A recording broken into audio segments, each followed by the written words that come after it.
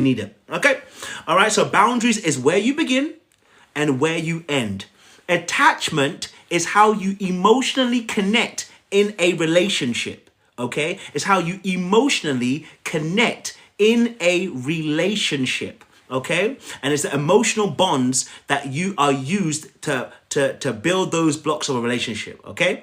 So how do the two intertwine? Well, first and foremost, the way that you emotionally bond in a relationship, whether it is, and the four attachment styles, right? And we're going to go into that in a second. How you emotionally bond is also going to affect how you are going to also hold your boundaries. If you don't feel safe, okay, if you don't feel safe to create safe emotional bonds with people, you're not going to feel safe to be able to make effective boundaries. So I'm going to break it down for you in the four attachments, how they deal with boundaries. Okay, remember, boundaries is where you begin and where you end.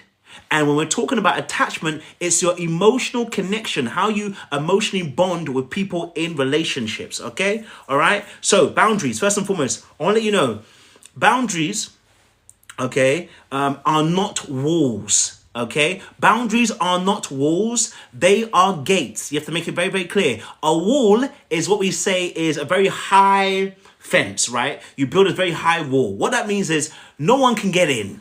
Fantastic, but you ain't getting out either. Okay, so when you have very high walls, we hear people say this all the time, my walls are up, my walls are up. Yeah, what they really mean is you ain't getting in, but they ain't getting out either. It means they can't also emotionally bond very well with people. And if you've got high walls, more than likely, you've got avoidant tendencies. You know why? Because if you've got high walls and no one can get in, guess what you're doing? Avoiding people. So you're probably going to have an avoidant tendency, very high walls. We're going to come on to this in a very second as well, okay? Right? Boundaries, okay, are not selfish, okay? It's about how you love yourself, okay? Boundaries are about how you love yourself and how you can love other people better. It's about being safe. It's about being respected. It's about being valued. If you heard me, I need you to type it in the chat. If you heard me, I need you to tap the screen. Boundaries is about being safe, about being respected. It's about being valued. Let me say it one more time for you, because if you heard me, I need you to keep tapping the screen. Boundaries is about being respected. It's about being valued. It is about being...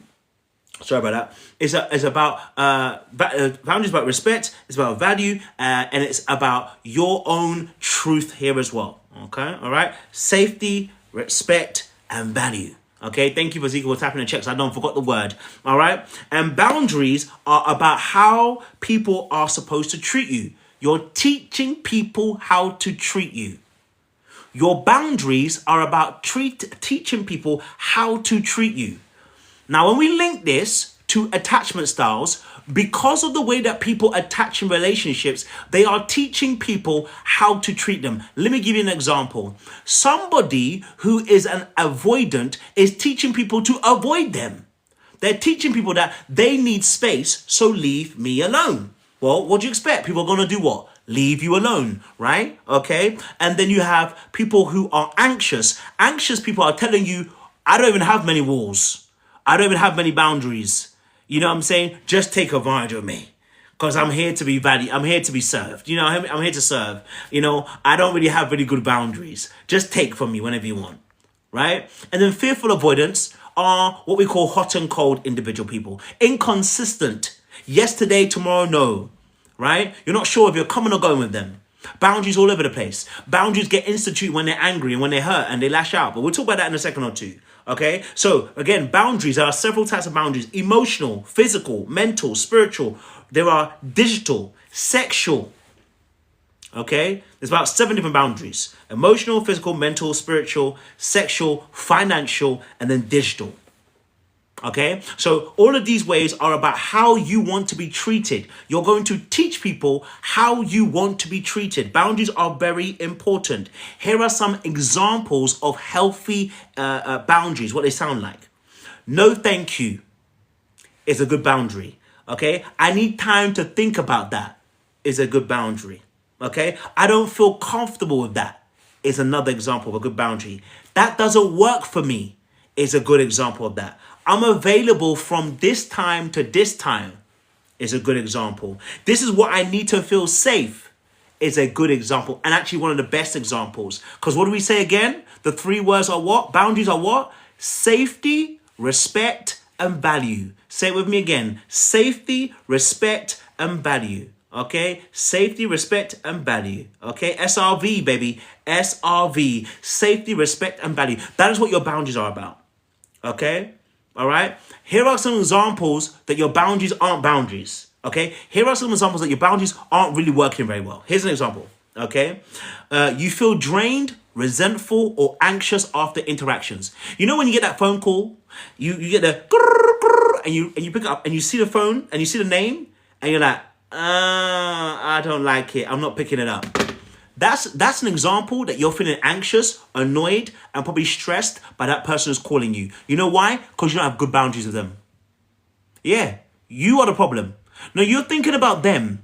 Okay, all right? You're thinking about them going, they're annoying, they call me, and they speak too long. Why do they speak too long? Because you don't give boundaries. And they're going to talk about their whole entire life. They're not going to ask me questions. Why are they not going to ask you questions? Because you don't actually tell them to ask you questions. You haven't told them they need to change. Oh, they're going to call me and they're going to ask me for money and I don't want to answer it. Why haven't you told them that you're not giving them no money no more? Why haven't you set the boundaries? Right? They're going to call me and I'm busy and I can't talk right now and dega. So why can't you just tell them, listen, I'm not available to talk right now. Call me in an hour's time or call me tomorrow. You are the problem. You're looking at them and thinking they're the problem. No, you're the problem. Nobody should have you on your phone that's calling you and you should be looking at it like, oh. Like your whole heart is dropped. You're whole scared. Your whole day's ruined. Why? You haven't got good boundaries. So if you feel drained, resentful, or anxious, that's a boundary issue. Okay? When you say yes, when you really mean no, that is a very bad boundary. You're not got good boundaries. Okay? Number 3, if you avoid conflict at all costs, you are a dodger.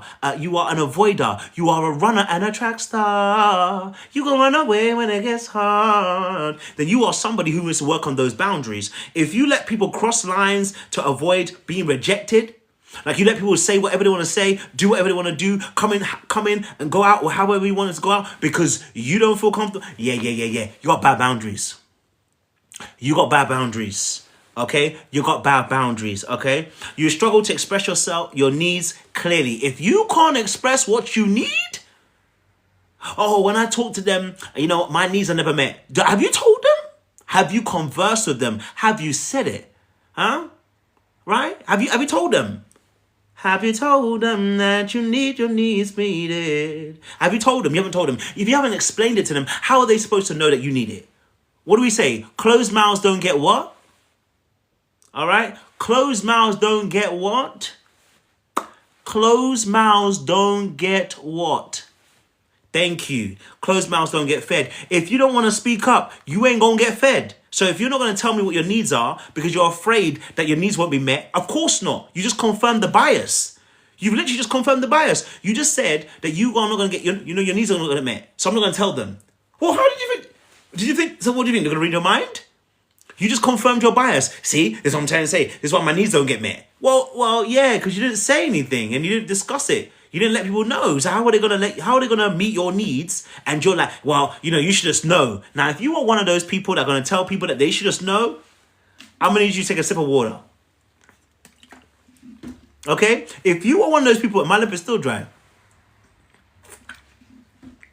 I need that extra sip. If you're one of those people that are gonna tell people they should just know. I know about you. How come you don't know for me? I always know what you want. I always know what you need. Yeah. Just because you're hyper vigilant and just because you're hyper paying attention to people doesn't mean everyone else does that. Okay? If you're not willing to explain what you need, I don't want to have to explain what I need because if I say it, then you're gonna do it, and then it doesn't feel right. If you're one of those people, I'm gonna tell you now, stop it. Okay? You got boundary issues. Okay? Yeah, but if I tell them, then they go and do it, then what's the point? The point is you're going to get your needs met. Don't complain when you don't get your needs met. When you're not willing to tell people. You're not willing to have a conversation. You're not willing to let people know that this is what you need from them. That's a you issue. You need to work on that. Okay? Don't blame anybody else. That's a you issue. Okay? All right, this is exactly what we talk about in coaching. When I'm coaching clients, I'm not trying to be hard on anybody. I want you to understand that coaching for me is different from therapy. I'm not here to therapize you. I'm here to get you to another point. I'm here to coach you. So we're going to uproot all the things that we've been doing badly, and we're going to start implementing good things to do. That's my job. My job is to take you from A to Z. I want to see you healed. I don't need to see you. I don't want you in my practice sitting there for weeks and months on end. We want you to get results. Okay? All right? So boundaries, they are here to protect your peace. It helps you promote mutual respect. It's about preventing emotional burnout. It helps you feel more confident and secure in your relationships. When you institute boundaries, you now know who's a taker and who's a giver. When you institute boundaries, you now know, oh, so I said no, and you're still pushing me. You're a coercive person. You were dangerous in my life. Actually, I realize now you're the kind of person I don't need in my life. You see, you can get rid of people because you now know what your boundaries are. Once you know that you don't want to do something and you say no, and they make you feel guilty for it, oh, so you don't want to do it. But when I was doing it for you, sorry, I've said no. I've said no. Why are you now pushing me? Why are you now trying to manipulate me? Right? I've said no. You know what I'm saying to you? And you're still pushing me. You're coercing me. Stop it. I don't want to be coerced. Right? And that's the whole point. Now you can really see people for what they are. Now I need to leave you alone. Because you are coercive and you're manipulative. Okay? All right? So understand that. All right? Cool. All right. So let's get into attachment styles again. Let's get into what we're talking about today. Attachment styles, linking it to boundaries, okay? Like I said before, attachment styles is simply the emotional bonds, okay, between emotional bonds and relationship between people, okay? All right? The emotional bonds and relationship between people. And again, attachment styles was something that was birthed by John Bowlby. He's a British psychologist, and he did a work watching how young children dealt with separation anxiety. Because I want to tell you something. Attachment styles is all about how you deal with anxiety. It's about how you deal with the stress of anxiety. That's how we get attachment styles. Secure people are emotionally resilient and regulated enough to deal with anxiety. But the other three, avoidant, dismissive avoidant, fearful avoidant, and anxious preoccupied, all deal with anxiety in different ways. They deal with separation anxiety in different ways, right? And so the dismissive avoidant person goes avoidant when they feel there's anxiety.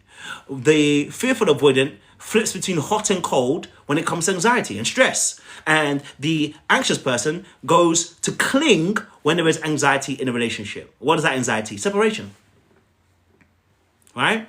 So everybody's dealing with anxiety, and they deal with it in a particular way when it comes to their attachment styles. Okay? All right? So let's look at this now and go into the individual parts. Okay? All right? Secure attachment, again. Secure attachment is people who have grown up in households, okay, where their needs were met. They were in a household where the parents were consistent.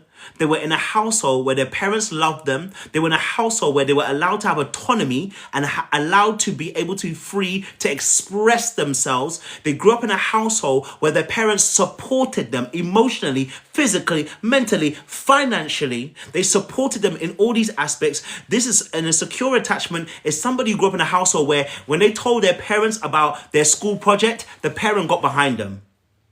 Right? Secure people grew up in households where they said, Mom, I have a teacher-parent conference day. The parent came.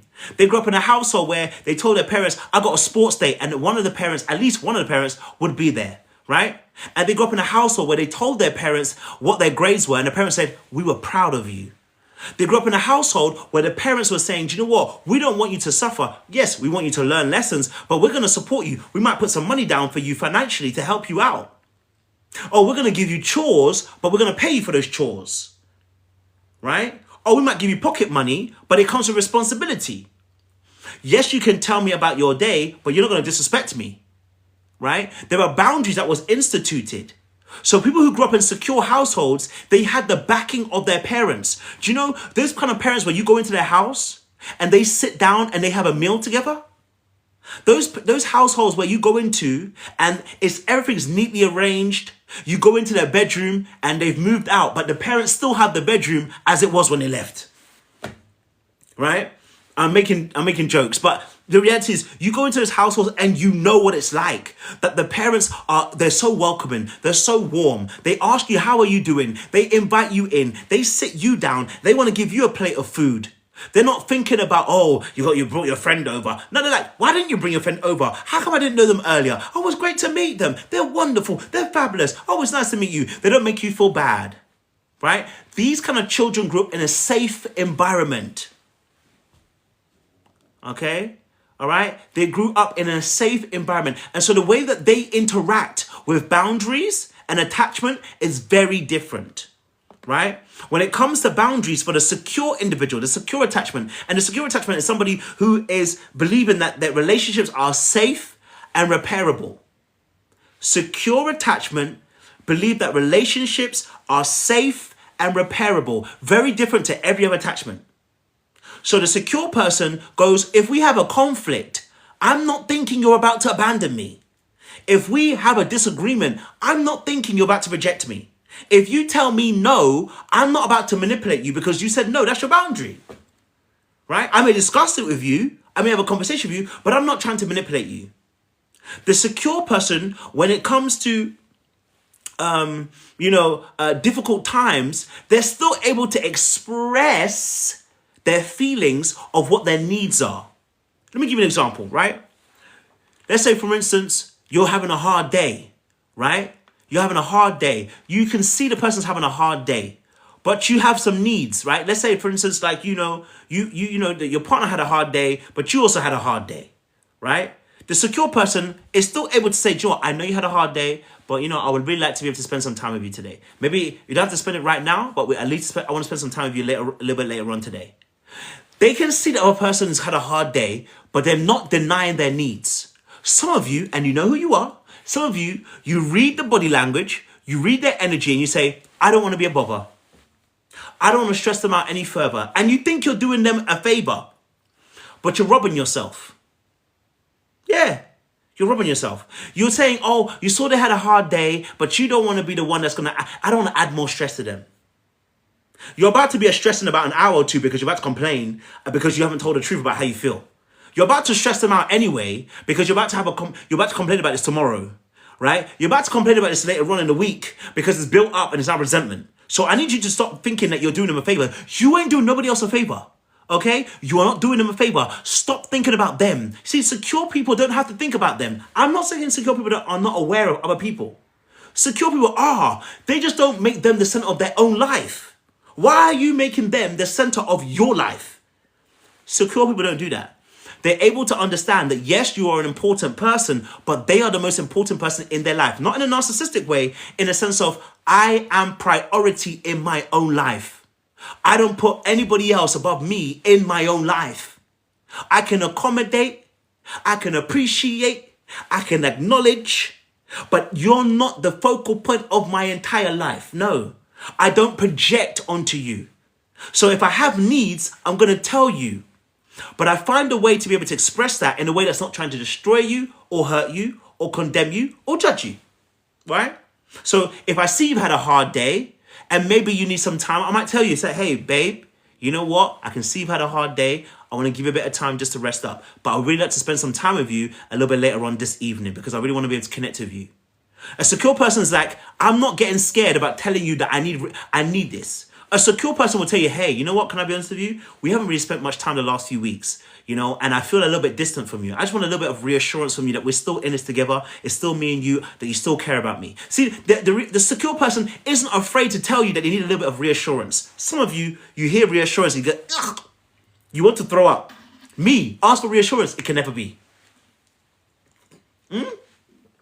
Some of you are saying, literally, it can never be. Me, speak up. You must be crazy. You're mad. Me speak up and tell you that I need reassurance. You'll be doing all of this. Secure people are not feeling like they're going to be embarrassed because they told people how they really feel about what they feel. Right? They're not feeling like that. Because they feel safe. You don't feel safe. And remember what we said about boundaries. What's boundaries again? SRV.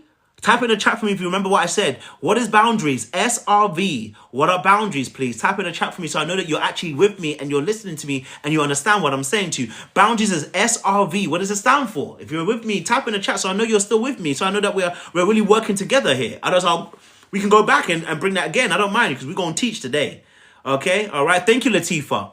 All right. Boundaries is SRV. It is safety, respect, and value. Okay? Safety, respect, and value.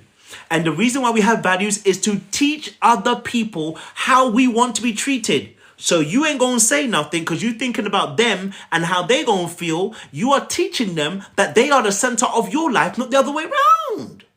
You are the center of your own life. Okay? Secure people understand that relationships are safe and repairable. So when they are expressing their boundaries to let you know that they don't like this or they like that, or they'll tell you, I can't do this, they're not thinking, they're not feeling bad about telling you, because really and truly what they understand is that they get it because they feel safe in that relationship. But you, when you tell it, you're like, I'm afraid of being abandoned. I'm afraid of being rejected. I'm afraid of being betrayed. If I don't do this, they'll betray me. If your mindset is, if I tell my boundaries that they're going to abandon me, we need better boundaries and we need to work on that. If your first thought is that when I tell my boundaries that they're going to leave me and reject me, we need better boundaries. We need to be able to institute that. If your thought process, if I can say boundaries, is that I'm afraid that they're going to reject me and not want to be around me no more, then you need to work on those boundaries. Stop looking at everybody else as a problem. You are the problem. Okay? Like I said, I'm not here to coddle nobody. I'm coaching today. So what I wanted you to do is I'm going to take it from A to Z. Okay? Boundaries, what is it? SRV. And if you remember what it is, type it in the chat. It's SRV. So, secure people. Okay? Secure people are good at healthy limits. At giving healthy limits, direct communication. Okay? All right? Healthy limits and direct communication. Okay, secure people. All right? And they often assume that others do the same. And that's the beauty of being secure. You think everyone else is doing it. You're not aware that that other people are not doing it. Okay? Because they don't have the same attachment and security that you have. Okay? But secure people will often model boundary settings. Okay? For instance, they might say this, look, I can't today, but let's reschedule. This is security. When you say, listen, I can't do it today. I'm tired, but we can do this tomorrow. A secure person will tell you, listen, I won't lie to you. This thing, I don't want to do it. I really appreciate the invite, but I'm not coming. And you know when you really know that you're doing well is when you can say, hey, this isn't for me. I don't like it. Without going, but I'm really sorry about that. Really, really sorry. Really sorry. Really, really sorry. Like, I apologize about that. You know, I really wanted to come, but I'm sorry. So sorry. You're here. You're begging with the sorries. Stop it. Stop it. Okay? Let's develop our boundaries to a place where we are no longer apologizing for being truthful to ourselves. Right? If you are constantly in a state of apology for being you and saying what you need, we still need to heal a little bit more. Because we should be able to say what we feel and what our truth is, provided we're not being rude or disrespectful, right? Without having to apologize because we're doing that. Does that make sense? Right? If you're still apologizing for saying to someone, telling your boss at work, I ain't gonna lie to you, I ain't coming in to do the extra hours. But I'm really, really sorry, boss. I'm sorry, this, something that. Now, of course, if you're friends, we get it. If you've got a good relationship, we understand. A simple apologies. I'm really, really sorry. I can't do it this week. That makes sense. I get that. But if you know you're in an apology spiral where you keep apologizing and saying, I'm so sorry, I'm so sorry, you don't feel safe. That's why you're saying sorry that much. You're afraid of something. Okay? So we need to understand that perspective. Secure people are not out here apologizing willy-nilly because they're afraid of something. They're not. Okay? Remember, their core belief is relationships can be safe and repairable. So, how do secure people handle relationships? Okay? Secure people handle relationships. This is how they handle it. Thank you very much, Erica. Thank you. Okay? How do secure people handle relationships? They set and respect boundaries without fear or guilt. Okay? They set and respect. They set their own and they're going to respect yours. So if you're going to tell me that you don't want to do it, I'm going to respect that boundary. I'm not trying to go past it. So don't play that game. Some of you like to play the game of, but I really wanted you to chase. Stop it. Okay, stop that. You set a boundary. You said no. You said you want to break up. You said you don't want this no more. Respect yourself. The secure person is going to respect you. You said you don't want it no more. I'm not fighting you. Okay? Secure will say, hey. You said you don't want it no more. I'm not about to fight you. You go ahead and take it. You set your boundaries. I respect it. Okay? Number 2, they view boundaries as a way to protect connection and not avoid it. Remember, boundaries, imagine when you were at school. Can you help with this, guys? When you were at school, did your school have fences? Just type it in the chat for me. When you were at school, did your school have fences?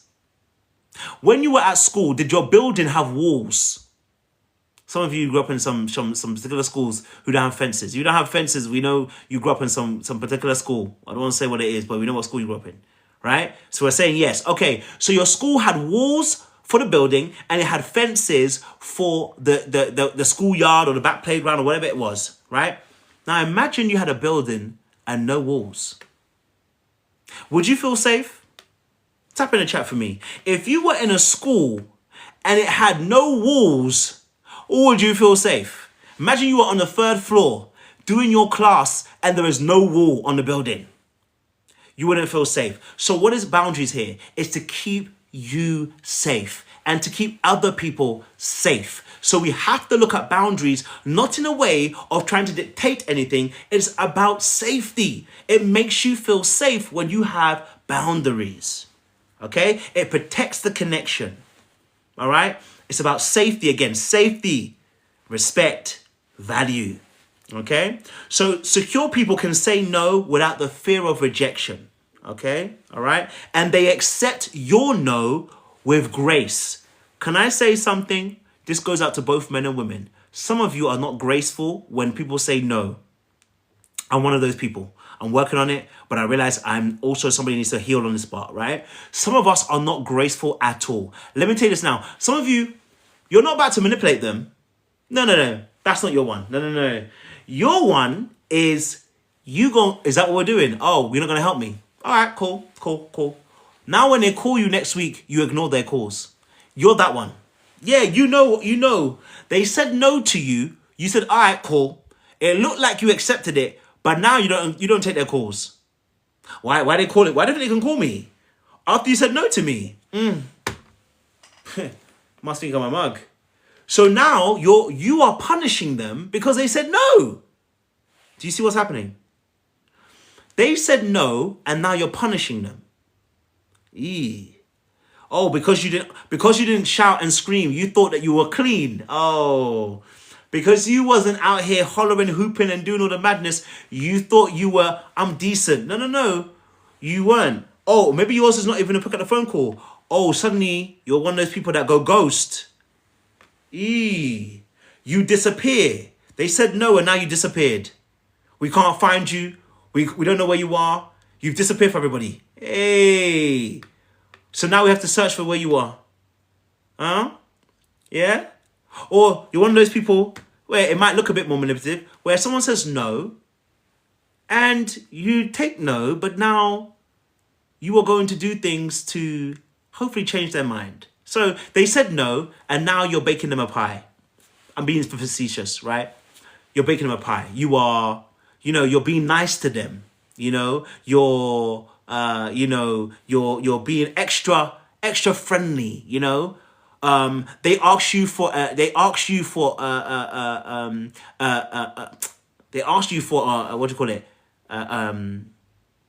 favor, and you are up for it, not because you actually really want to do it, because you want to use it against them later on. Now, some of you are like this. There's the anxious people. You know who you are. Okay? All right? They said no to you, and you went round it and said, cool. They asked you for a favor. You only did it because you want to get the favor back. It's manipulation, guys. Okay? If they say no, accept it with grace. Now, you may need to go and self-soothe for a few minutes, but that's okay. Come back strong. You may need to go away and be like, you know what? I don't like the fact you said no, but I'm respecting it. Because one of the biggest pet peeves for both men and women is that when someone says no, they make them feel bad about the no. Who wants to be around people that when I say no, you make me feel bad? Okay? Do you really respect me? Right? Think about it. Right? Think about it. You know, I've said no, and you're gonna find a way around it by trying to manipulate me, by trying to do too much. No, come on, guys. Come on. Secure people don't do those things, okay? Because they realize that safety is important for them, okay? And they're not afraid of the rejection per se, okay? All right? So, understanding that secure people are assertive, not aggressive. This is very important, all right? So, again, with secure people, the only struggles that they have is that they feel that other people should have this skill already, but they don't realize that not everyone has those particular skills. So sometimes secure people can actually end up staying too long in a relationship that's more one-sided because they believe that it can be repaired. So not that necessarily they are trying to build a bear, but secure people can end up staying in relationships. I mean, sometimes they can stay in relationships longer than they need to because they think that you can get there. They're like, oh, you can get there. If I'm there, you can get there. Not realizing that actually a lot of people can't necessarily get there. Okay? So being assertive, not aggressive. And what that actually means, here's what it actually means. Okay? All right? Here's what it means. We want to be the lion, not the lamb, and not the beast. Okay? The lion knows when to lie down, and the lion knows when to hunt. It's not always hunting, okay? But it's never prey. It knows when to assert itself and also when to rest. The beast will always consume everybody else in its presence because it's aggressive. The lamb will always be passive and always be chewed. You want to become the lion. The difference between the passive and the aggressive and the assertive is this. Assertive people are able to assert themselves while simultaneously understanding about not trying to ruin your heart at the same time. Let me give you an example. Can you please be quiet, please? You're making a lot of noise. Can you shut up, blood? You're annoying me. Which one is assertive and which one's aggressive? I'll say it one more time. Could you please be quiet, please? You're talking a bit loudly. Can you shut up? You're making so much noise. Which one's assertive and which one's aggressive? The two are very different. Because actually, if you tell someone to shut up, how are they going to feel? Right? Someone would say that's what? What particular words are these? Fighting words. Right? The whole point of me being assertive is not to get a fight. For me, being assertive is about me to get my point across, what my needs are. So assertion is being able to put my point across directly, at the same time being able to understand I'm not trying to hurt you, ruin you, or trying to break you. So I'm going to deliver this in the right way. The passive person won't say it at all. You're making noise, but they're gonna look at you, hoping that you might change your mind. Making noises because they're hoping that you'd hear the noises and keep quiet, but they're not gonna say it. And then before you know it, they're ringing the fire alarm bell. I'm just kidding. You know what I mean? But they're gonna do something passive aggressive. And the reason why is because they're afraid of conflict. So when you are passive, you're afraid of conflict. The aggressive person likes conflict too much. The assertive person knows sometimes we may need to have conflict, but that conflict brings peace.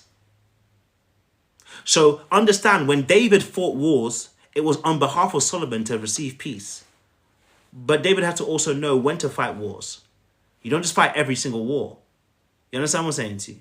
So assertive people know being assertive is about my needs, but it's about not destroying the other person in the process.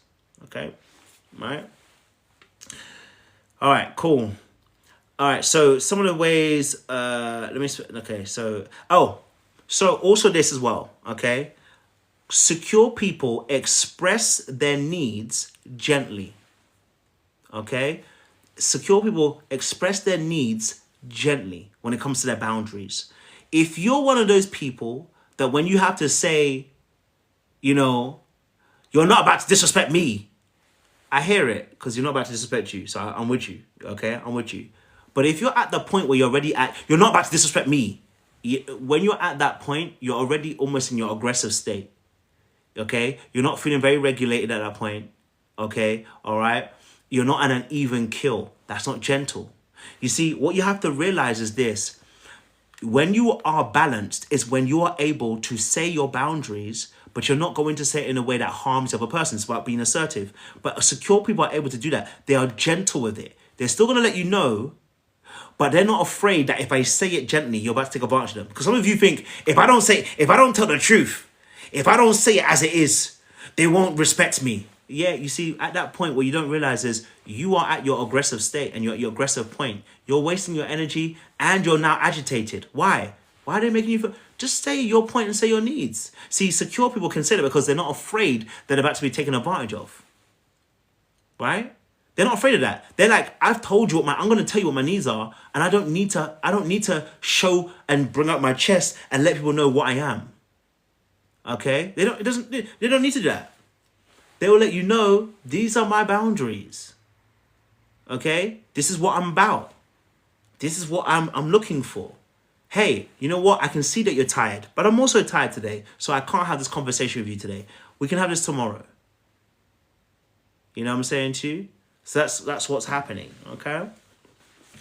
Yes, but the panel it's not a panel today. It's going to be, if you have any questions, this is coaching day today, so if you have any questions, you'll be able to come up on a panel and ask your questions. It won't be a discussion today, okay? Yes, so an example of secure people setting boundaries, okay, all right, is I want to be there for you, but I also need rest tonight. Can we talk tomorrow? Okay, that's a great example of secure people setting boundaries. I value our relationship. Okay, so I'm going to be honest when something doesn't sit right with me. That's secure. They're like, I value our relationship. You see how they are addressing issue. So one part of this, I value our relationship, is a compliment. A lot of times, the compliment will disarm the very heavy conversation. Many of you don't want to have these difficult conversations because you're afraid of the backfire. The thing is going to go wayward. It's not going to be, they're going to be frustrated. They're going to be hurt. It's going to be a lot. And I hear it. One of the ways to disarm the other person in a conversation is a compliment. Oh, no. You ever done that before? You ever seen someone who's arguing with you and you say, you know what? And you see men do this a lot and women get annoyed. But you can't help yourself. Now, of course, if he consistently does this all the time, it's going to be annoying. But when you're angry and he says, you know what, you look beautiful when you're angry, You see how it throws you off. Now, of course, if he says that every week, you're going to get annoyed, okay? But the compliment throws you off. Why?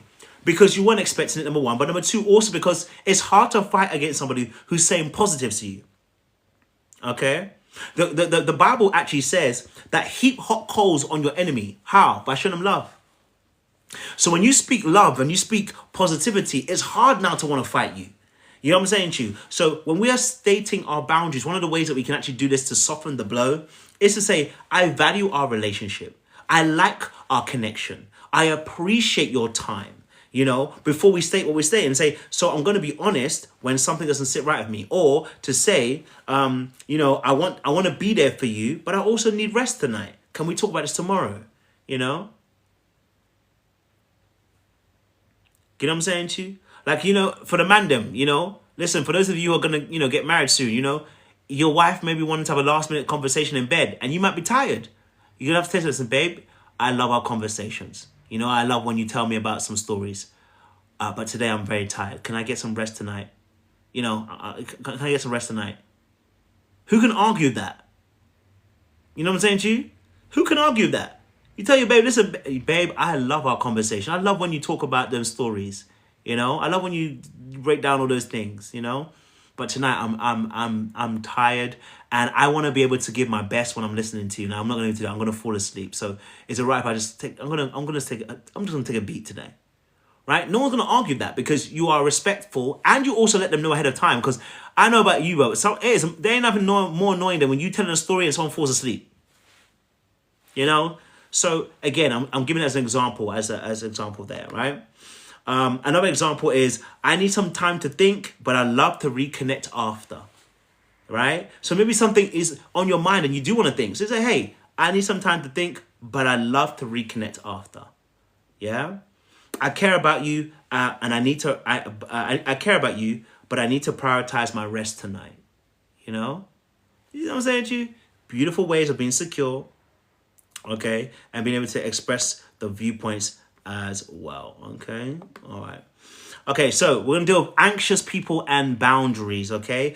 Anxious people and boundaries. As I said before, anxious children grow up in households where the parent was exhibiting unpredictable or insecure, I should say, rather, not insecure, was given inconsistent caregiving, okay? So the caregiver was attentive and nurturing, while sometimes they were distant, they were sometimes neglectful, unavailable, they were just inconsistent, right? So for instance, you might have a parent who was actually, you might have parents who love you and care about you, may support you on some days, and then there's other days where they're just like indifferent, or they're like kind of away from you. Sometimes it could be even a parent who loves you and cares about you, right? And they are spending maybe 5 days in the week with you, but then they go away for 2-3 months at a time.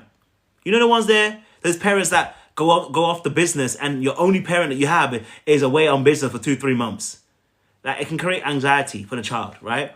There's an inconsistency with that parent and caregiving as well, right?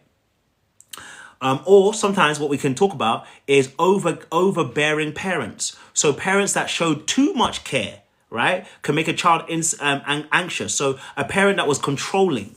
You can't go out past 8 p.m. You can't watch that show. You know, you can't wear that dress. You can't do that. Like, everything had rules. This is gonna shoot your nerves into the ground. That child is gonna feel like they are being controlled all the time, and it's gonna feel like they're never gonna actually be free, and that can make a child very anxious too. So that can make them anxious or avoidant, depending on their personality. So when a parent's just doing way too much, as well on them. Okay, all right, cool. So anxious attachment again. So the fear of the anxious person is that if they set boundaries, you'll leave them. Okay, all right. So for anxious people, if you set boundaries, they feel like they're going to be left, and so they are over flexible, unclear, and self-sacrificing. Anxious people, when it comes to their boundaries, do too much. They overgive and do too much. Okay, they're way too flexible. You ask them, okay, so when can we meet up? I'm just open. I'm open. Their whole diary is open. Even when their diary is not open, I'm open. Yeah, I'm open. Monday, yeah, I'll squeeze it in. If you're somebody that's squeezing stuff in, more than likely you got that anxious attachment. You could be fearful avoidant too, because fearful avoidance carry both the anxious and avoidant. But anxious people will squeeze something in. Oh, anxious people love to squeeze. They're gonna squeeze something in. You know what? They even got 5 minutes, but they're gonna squeeze a 5 minute in. Like, you ain't got 5 minutes, but they're gonna squeeze it in. Okay, all right. They're gonna squeeze it in. So, how do anxious people handle boundaries? They handle boundaries by struggling to enforce boundaries because they're afraid of abandonment. Okay, and they often overgive and say yes when they mean no. Okay, all right, and then they feel resentful later on. So anxious people will give you a yes and then be resentful later on because they've done too much. They've overgiven. They've overdone. They've sacrificed. Can I say this for the ladies specifically as well? Because women tend to have an anxious attachment style. Ladies, stop overgiving to these men. Am I saying don't give to men? No. I'm saying stop overgiving and sacrificing yourself in that relationship. And you know what I mean. Okay? You know what I mean. You are overgiving. Okay? To that man. I need you to stop. You cannot earn his love. Love is not earned. Okay? Right? Love is not earned. It's not earned. Although, of course, there are behaviors that we do, but it's not earned. Right? So I want you to understand something. You're not going to earn people's love by doing that, by bending backwards.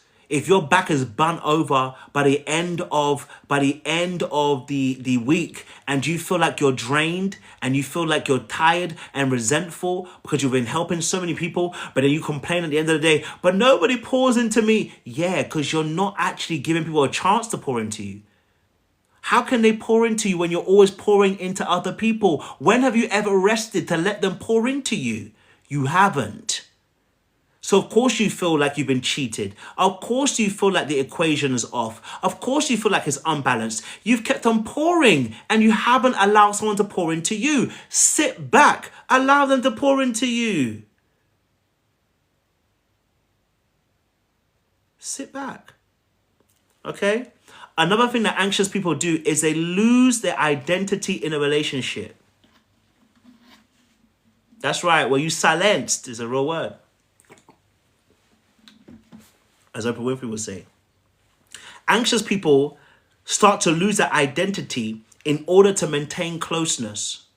Because they're afraid of abandonment, what anxious people do is one of several things: enmeshment, codependency, and over-identifying with people's needs.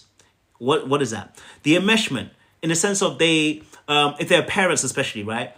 They make their life your life. You know when sometimes people say, I live vicariously through you? But that's one thing. But those parents that actually want to be you and are you in your life, they're making decisions for you. They're like, this is what I know that you want. But they haven't even asked you. They're just living your life almost for you. They are enmeshed with you. There's no beginning and no end. Huh? You know the men that are with their mothers? Where the mothers are like, basically their boyfriends. Those boys can't do nothing without asking their mother. They're grown-ass men. They're almost to the point they're even kissing their mother. That is what we're talking about. That's enmeshment. Okay? That's that enmeshment. All right? That codependency where you choose people that who need you. Codependency. Choosing people who need you. Boyofi, make sure you send me an email. My email's in my profile. I actually coach people. We'll help people. Trust me. You will see healing quickly. So if you need coaching, guys, my email is in my bio. Reach out to me. I'll send you the links as well for it. Okay? Understanding that anxious people get codependent. They choose people who their boundaries will be broken by, because what they want is people who they have to save. They want people they have to build, and they want people that are going to have to be dependent on them. Drunkards, druggies, people that got addictions, people that are serial cheaters. Okay, they choose people that they feel that they can change. Codependency, right? Like, if I wasn't there, they wouldn't do it. You know, if I wasn't there, they wouldn't make it. If I wasn't there, you know, they're going to suffer. If I wasn't there, you know, then they wouldn't be able to complete the task. If I wasn't there, then they're going to, like, oh, if I'm there, they won't get angry. If I'm there, they won't fight people. Stop it. Stop it. Stop it. Okay? Stop it. All right? All right? Number 3 is that anxious people can end up being people who lose their identity in relationships. They over-identify. What does that mean? It means that they make your needs their needs. They self-abandon. They abandon their needs, and then they make your needs theirs. And then they're going to complain later on, nobody meets my needs. Why would they, when you abandoned your own needs and took on mine like a crusade? How am I going to meet your needs? You didn't even tell me your needs. You abandoned your needs to jump on my bandwagon to get my needs met, thinking that I'm going to meet your needs. I don't even know what needs you need. I don't know, because you abandoned you and then started identifying my needs as yours. I said I need a cooked meal every day. You said, you know what? I'm going to do that. But that, as you were doing the cooked meal every day, you realized that you didn't have time for yourself to be able to rest in the evenings, because you're always cooking every single day.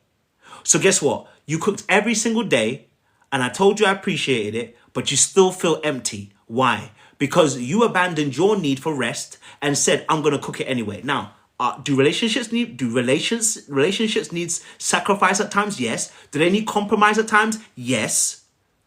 But if it gets to a point where you are abandoning your own needs and trying to identify with mine, like he needs a cooked meal every single day, that you're willing to abandon your need for rest, don't complain to me, because you should have known that that's your need. Hey, babe, here's what should happen. You should be like, hey, babe, you know what? I want to be able to cook you a meal every single day. It's not feasible at this point in time, right? So what I can do, I can cook 3 times in a week. I'll meal prep you for the rest of the week, right? So I can have my rest for the rest of the week. That's what an anxious person should be saying. Hey, babe, I appreciate it. You know what? I can cook 5 times in a week, right? But maybe I need you to take care of the kids, when I'm cooking. Hey, babe, you know what? I can cook every day of the week, right? But I need an hour to myself at the end of the night just to recuperate and rest, because I've been cooking all day. You have to be able to state what your needs are. Abandoning them ain't helping nobody. Okay? All right? Abandoning ain't gonna help nobody. You know what I'm saying to you? Now imagine, you remember watching those movies of Pirates of the Caribbean? Okay? When they see an abandoned ship, what are they gonna do? They're gonna take. When you see an abandoned ship in Pirates of the Caribbean, what do? They go to loot the place. Have you ever seen Have you ever seen in the Pirates of the Caribbean or any kind of thing where someone sees an abandoned ship and adds more things to the abandoned ship? Have you ever seen it? Have you ever seen it? Have you ever seen that someone has an abandoned ship and people come and say, let's add more stuff to the abandoned ship? No one does that. Why? It's an abandoned ship. You take from an abandoned ship. So when you abandon your needs, guess what's going to happen? We're going to take from you. So that's why you're being taken from. That's why you're tired. That's why you're resentful. That is why you don't feel like you have any rest. You need to stop being an abandoned ship. Stop being an abandoned ship, because we're going to take. Okay? We're going to take. Yeah? It's important to understand that. Don't be an abandoned ship. Okay? All right? Anxious people feel guilt or anxiety after setting a boundary. So one of the difficult things for an anxious person is you do feel guilty and you do feel anxious when you're setting it. And it's because you fear you'll be abandoned. I want to let you know, if they abandon you, let them go. If by you setting your boundaries, they want to go, let them go. Because they were never for you in the first place. The reason why that relationship was still upholding is because you were holding it together. That is why the anxious person needs to set a boundary. You thought the relationship was good. No, it was not good. It was because you were holding it together. You have become Samson, holding the pillars of that relationship together. The moment you tell them your boundaries, if they want to abandon you, let them go. They were never for you. But now you start setting your boundary, the people that are actually for you will come for you.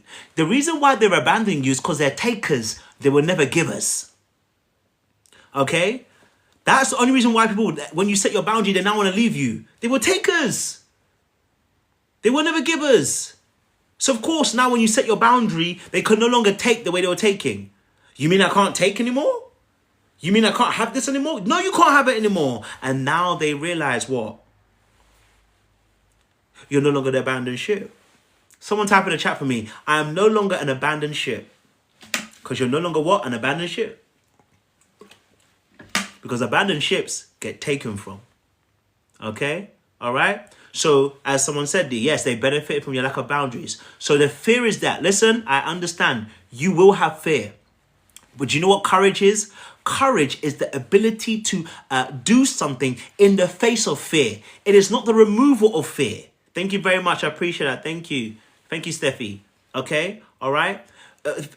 So we have to understand that courage is in the face of fear. The fear needs to be there to show that you're courageous and you're brave. There's no thing as brave. What's bravery when there's no fear? There's no bravery. You're not fear. You don't have no fear. Where is the bravery? The reason why we say people are brave and courageous is because there is fear involved. So don't worry. Yes, when you state your boundaries, people will leave you. Yes, people will say to you, "Oh, are you changing up on me? Oh, you're becoming brand new. Oh, what? Because now you've done a bit of coaching, a bit of therapy. You think you can say these things when they're saying those things? They don't respect you. And they don't love you. They don't care about you. You were Samson holding the pillars of that relationship together. It's because of you were holding it together. That's why the relationship was there. So you will feel sad. It's okay. But let's move. Okay? All right? Let's move. So, anxious people are good at picking up the needs of other people and empathizing. If you are an anxious person, you're probably very good at sensing other people's emotions and empathizing with them, okay? Anxious people are very good at wanting closeness and being able to be open to conversations that make people feel safe because they want to have open-ended conversations. It makes them feel safe, it makes them feel connected. So they want that from other people as well, okay? All right? Thank you, Erica. I appreciate you. Anxious people, all right, also with that, okay, are very much givers in a relationship. So you'll find that you'll always have people around you because you always want to give and you always want to be of service to people. Okay, these are really good traits when they're done in the right measure, in the right form. They are good traits as well. Here's what you struggle with, as I said before, is you struggle with setting boundaries because you fear of abandonment. Enforcing personal limits. I'm going to talk about it in a second. Feeling guilty after setting a boundary. Can I say something? It's going to be, those of you who are Christians in the chat, I'm going to say something because I'll just deep it. A lot of people I feel like in the church are anxious people. And because they're anxious, right? What tends to happen, I'm going to say something. For instance, giving time. Okay? There's nothing wrong with giving. The Bible says we should give and give cheerfully. Okay? I'm going to say something now. Just for those who are church people, okay? Hear me out. You're going to see. Those of you who are church people, type in the chat now. If you're a church folk, type in the chat for me so I know you're here. There is nothing wrong with giving. The Bible says we should be cheerful givers. Give according to your heart. Okay? There is something the church is doing, okay, when it comes to giving. Two things. They're going to encroach and enforce on your boundaries when it comes to giving. They're going to emotionally manipulate you by trying to push you to a place of giving. And for the anxious person, they're going to cave in. Okay? Let me give you an example of what that is. Now, someone's going to fight me. Don't fight me. If you want the notes, I can give it to you. Okay? One of the ways is tithing. Okay? And I'm going to go there. I'm sorry. I'm going to break somebody. Okay? All right? I'm going to break somebody's little thing, and I'm so sorry, but I need to break it. One of the ways is tithing. Do you know how you know this? Because oftentimes, have you heard anybody teach tithing without being manipulative? Let me give you an example. If somebody says to you, you can't even give God, if you can't even give God 10%, your best, do you really love God? They're now moving into manipulation. And guess what? The anxious person, okay, is now going to cave in because they're going to start feeling bad. And also because they don't have a limit on their giving because they're afraid of being abandoned. Even if it means their church might be abandoned. Right? If you really love God, you'd give. And I'm not saying you shouldn't give, by the way, you should give. Don't get it twisted. Don't confuse my message. Okay? Don't confuse my message. All right? It's that they play on the... See, because the avoidant people are like, you can do whatever you want, but you're not about to get me. I'll do what I want whenever I want. Right? The fearful avoidant and the anxious people, because of the anxiety, they are often caving into the pressures of manipulation. And like I said, when someone closes the doors, like a good brother did on, some months back, and said, close those doors a few days ago, right? It's manipulation. Guess who's going to cave in? Those who are anxious. But let me leave that for now. The reason why I mentioned that is because anxious people oftentimes don't know their limit. Okay? The reason why I'm talking about this because anxious people oftentimes don't know their limit. If you ask them for £100 and then ask them for another £100 again, you might get that out of them. And if you say, "Oh, but I'm really tight right now. Can you give me another 200?" The anxious person or the fearful avoidant even as well will give it, and they'll give it because they don't realize their own personal limits. They know, but they're afraid of being abandoned or rejected or betrayed, so they do it.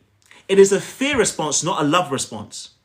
So when your giving is out of fear, it really isn't love. Because in love, in perfect love, there is no fear. Bible says this. In perfect love, there is no fear. If I'm doing it because I fear you, then I'm not doing it in love. If you're doing them dishes because you fear your partner is going to be upset with you, then it isn't you doing it lovingly.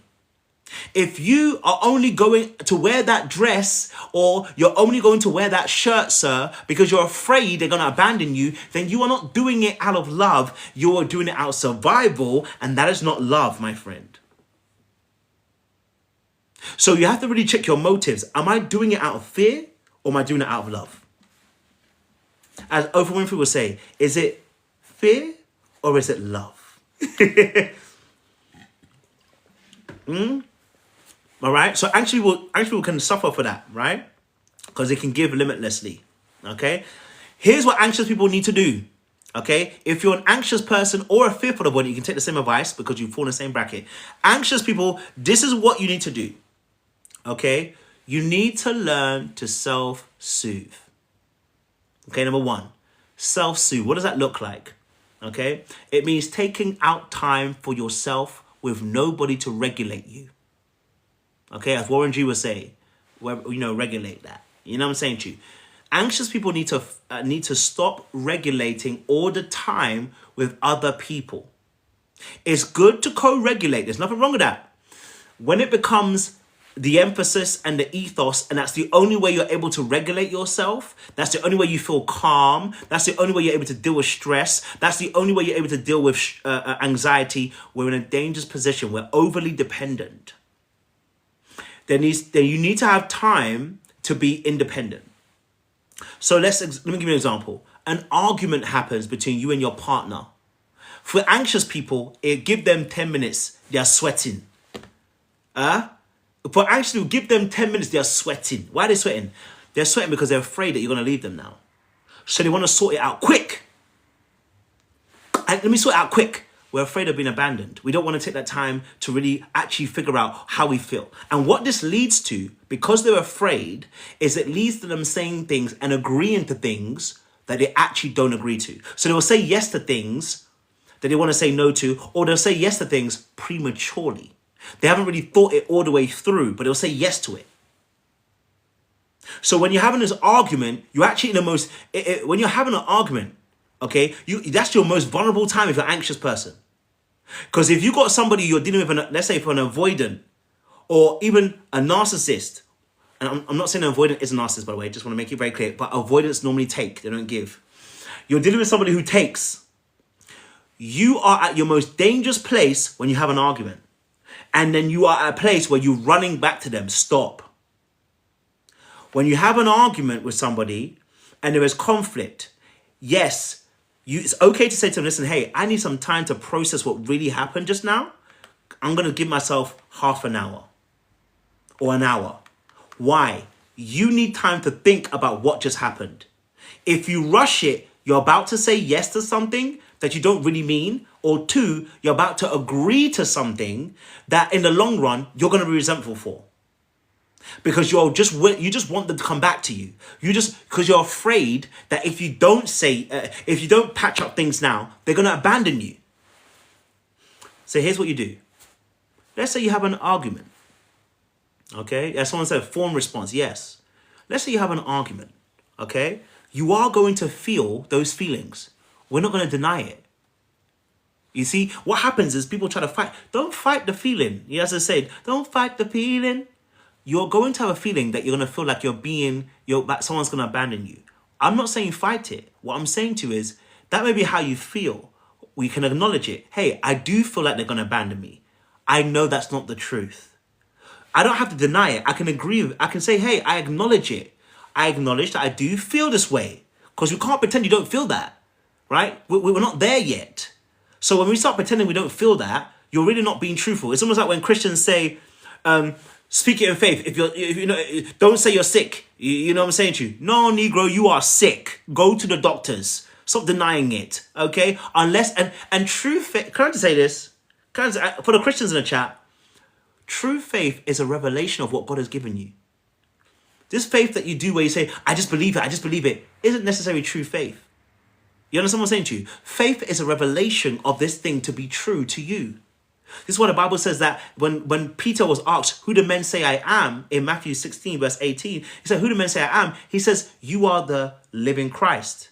How? And it says, what was this? Who was this revealed by? The Father. The faith that people have needs to be revealed to you. So you can say, I'm not going to be sick, I'm not going to be sick. Yeah, and I hear it. People are going to give you testimonies upon testimonies. Yeah, people have tried that and they're still sick. Why? Did they not have enough faith? No, because the revelation needs to come through. Unless God reveals it to you that you're going to be healed in this state, my friend, go and take that tablet. Go and take the paracetamol. The same thing happens with anxious people. Okay? I want you to understand, okay, first and foremost, we're not going to deny the truth in front of us. We do feel anxious in this moment, and I do feel like you're about to abandon me in this moment. I'm going to accept that that is a feeling I have. And then I'm going to say, but that isn't the truth. Feelings aren't the truth. They're just messages. Let me say again. Feelings are not the truth. They're just messages. So I can say, you know what? I do feel this way right now, but that isn't the truth. I anchor myself in truth, not my feelings. I don't deny my feelings, but I anchor myself in truth. I'm on the solid rock, not on the sands. I have deep roots, so I'm not blown over easily. But I can stay. I do feel this way, but here's the truth. I do feel anxious and I do feel like I'm going to be abandoned. But I know the truth is they're not going anywhere. They haven't said anything like that. And that's why you need time alone so you can process what happened. You had an argument. They said, you're annoying. Okay, they said you're annoying. Did they say they're leaving you? They said you're annoying, but did they say they're leaving you?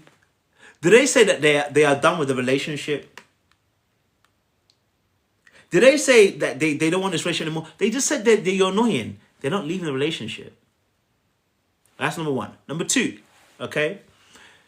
When you have let's say you have a conflict or whatever, give yourself at least half an hour. Give yourself some time, 15 minutes, whatever. Process what you're feeling. Why?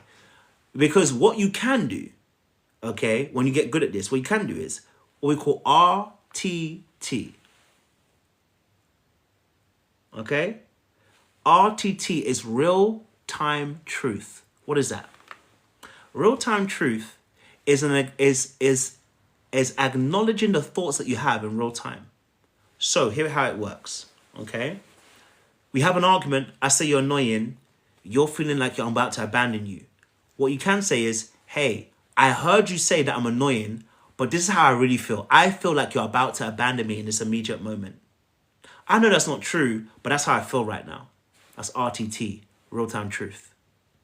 In that space, I can reassure you and say, hey, no, I said you're annoying. It doesn't mean that I want to leave you. I can now reassure you. You know why? Because you've offered something that you've placed a demand on me, so I can now respond to it. Because remember, the anxious person's biggest issue is that they feel like they're going to be a burden. They feel like they're going to be abandoned. And they can't talk. They oftentimes are more passive than being actually assertive. Right?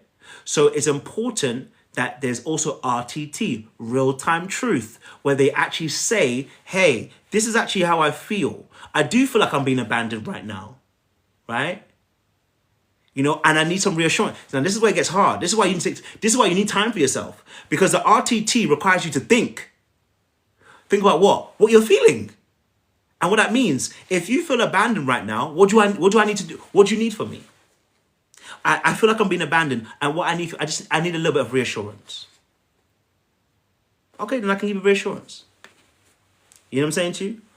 But first and foremost, go and self-soothe. Go, take some time, spend it in your own self and company, process what happened. They ain't going nowhere. Okay? All right.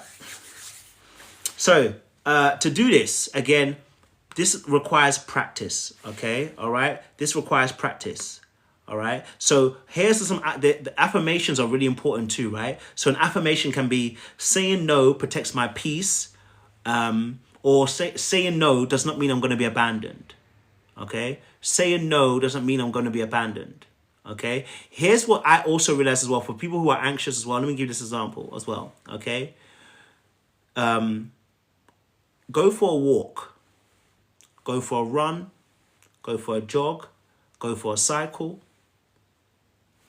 Write it out. In those feelings that you're feeling, the way to be grounded is not just. Oftentimes, it's going to be very difficult to stand there because you're used to moving. Right? So actually physically standing there will actually cause you to probably feel a lot more anxiety. Start moving. Walk up and down the room, but allow your mind to process what's going on. Get a pen and paper. Start writing out how you actually feel. Right? So that you're processing the information. Because what's happening is anxious people stop thinking. They get scared and all they can think about is survive, survive, survive, cling, cling, cling, cling, cling, get them back, get them back. And they stop thinking about what their actual feelings are and what their thoughts are. We need to restart the engine. What are your thoughts? What are your feelings? You can do that by going for a walk, allowing yourself to process it, or a jog or a sprint. It allows you to just get your thoughts into check. So you're not thinking about them abandoning you. Okay? Okay. Another aspect of this is again, writing out phrases before time of things to be able to state your boundaries. Okay, so what you can do is before you get to any stage of an argument or thing that's gone wrong, whatever, write out some of these phrases. So, for instance, like let's say you need more time. Okay, you might say, "I need some more time. I need some more time before I can answer." Let's say there's a very heightened emotional situation, right? You write down, "Hey, I need some time before I can answer." You're gonna write down your phrases before you get there. You're not writing it when you're in an argument. It's already gone. It's happened. We write this beforehand. Why? Because like a good actor, one must practice the lines. One must begin to practice the lines that are going to help be able to build muscle memory.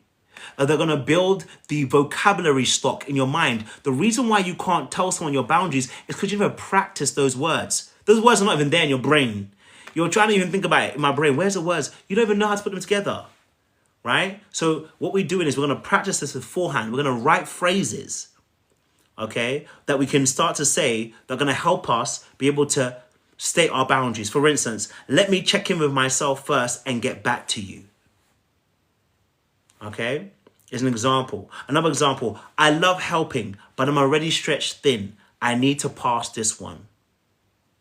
Okay? Another one, I like to be there for you, but I also need some time to process how I am feeling.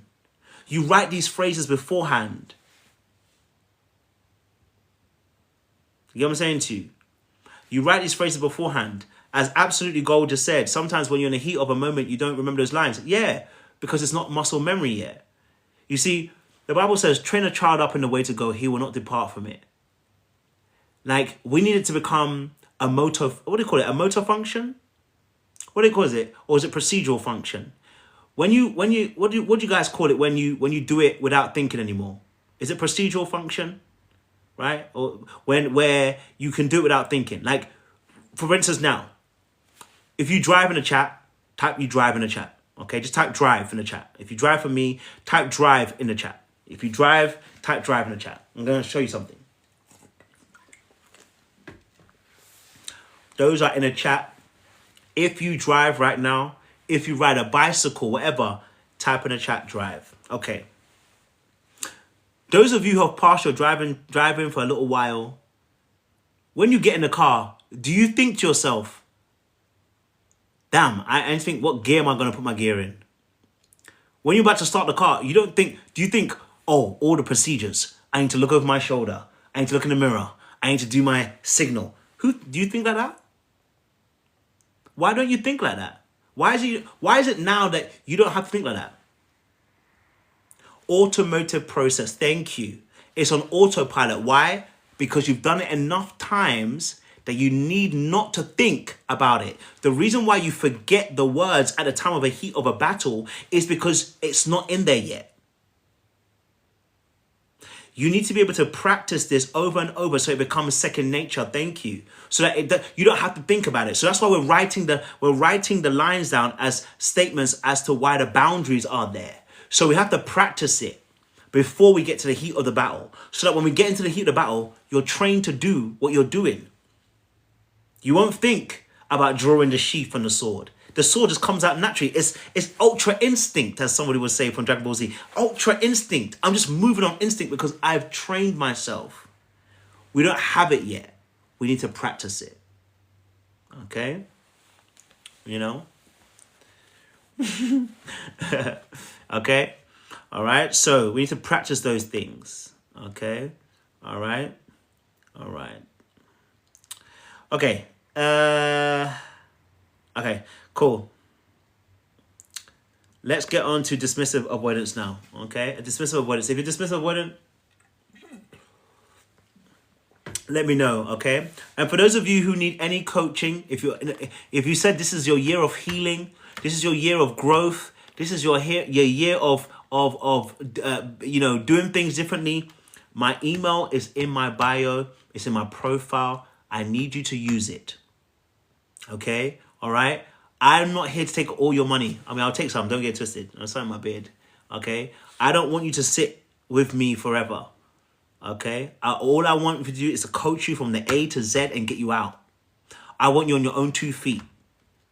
Okay. I want you on your own 2 feet, because the longer you stay with me, the worse I feel, because I'm not doing my job. I'm not saying you can't stay with me for a long time, but I'm saying to you, I want to get you from A to Z. I'm not a qualified therapist. No. I'm just a coach. Okay? All right? I'm just a coach. So we want to be able to coach you. It will be tough, but trust me, we'll help you with emotional language. We'll help you with boundaries. We'll help you making sure that you are able to identify your own patterns, because that's when you're able to stand on your own 2 feet. When you can identify the patterns, you won't need me again. You won't need me. You know what I'm saying to you? And that's what I want to get you to.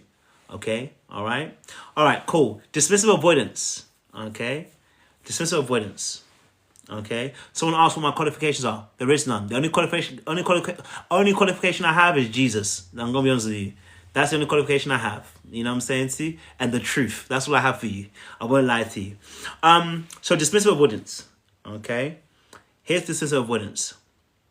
Remember, dismissive avoidance are born in households, okay, where their parents avoided them, okay, or avoided giving them their emotional care, okay. They were in households where their needs were not met emotionally, okay, all right. So they were often in households where the caregiver, all right, was sometimes abusive. It could be something, and abusive can be emotionally neglect, by the way, abusive, or the parent punished them for relying on their caregiver. Let me give you an example. You grew up in a household where, you start trying to feel, you start having emotions, and your parents are like, we don't do emotions here. You try to discuss your emotions with your parents, and they're like, they're literally denying your very existence of emotions by telling you, why are you being weak? Why are you being weak? Why are you being soft? Why are you crying like this? Is it going to solve your issues? Is it going to solve your problems? Are you going to eat when you have these emotions? Are you going to change? Right? When they start not only denying you, not only dismissing you, when they start, insulting and then punishing you, when they get to that place, when they put you that space, when they do that, they are now emotionally neglecting you. And many of us grew up in households that were emotionally neglectful. Right? Maybe, let me give you an example. Right? You came, you brought your drawing, and you showed your mum or you showed your dad, and you said, "Dad, look at this drawing." Right? And this happens from very, very young. From very young. You show them your drawing and say, "Dad, look at my drawing." And your dad's like, I've not got the time. Now listen, our parents may have been thinking about making money because maybe they have come to another country. Those of us who are, first generation or second generation in the country, they're thinking about how to make money. I hear it. But in doing so, they have now neglected the child. Maybe you can tell your parents a story, And instead of your parents indulging you in that story, they told you, grow up. Grow up. Like, what are you doing? Right? So that's something else that happens, right? Or you go in, you tell them, maybe you're a teenager now, and you come and you tell them stories about maybe, there's a boy that you like or a girl that you like. And they're like, why are you getting stressed over heartbreak? Get over it, man. Like, did you die? Did you die? You didn't die, so get over it. Right? When you're punished for trying to rely on a parent, trying to be dependent on that parent. When you start realizing, right, that you had to figure out your whole schooling. Damn. You had to figure out your whole schooling. You had to find money for your own clothes, for school, for your own shoes. When you had to go to your own parent-teacher day, because your parents were either working, or your parents are like, I'm not going to that thing. Right? Maybe you told them about your achievements. You were in sports. Right? Some of you were runners. Some of you were footballers. Some of you were basketball players. And they told you, I'm not coming to that game. And yet, if some of you have made it, they now want to know. You understand? Right? They don't support you. Didn't back you. Didn't believe in you. Said actually you couldn't make it. Right? This emotional neglect. Right? Were disrespectful. Called you names. You're fat. You're ugly. You smell. You stink. Right? Saying harsh words to you when you're young. This is going to be emotional neglect.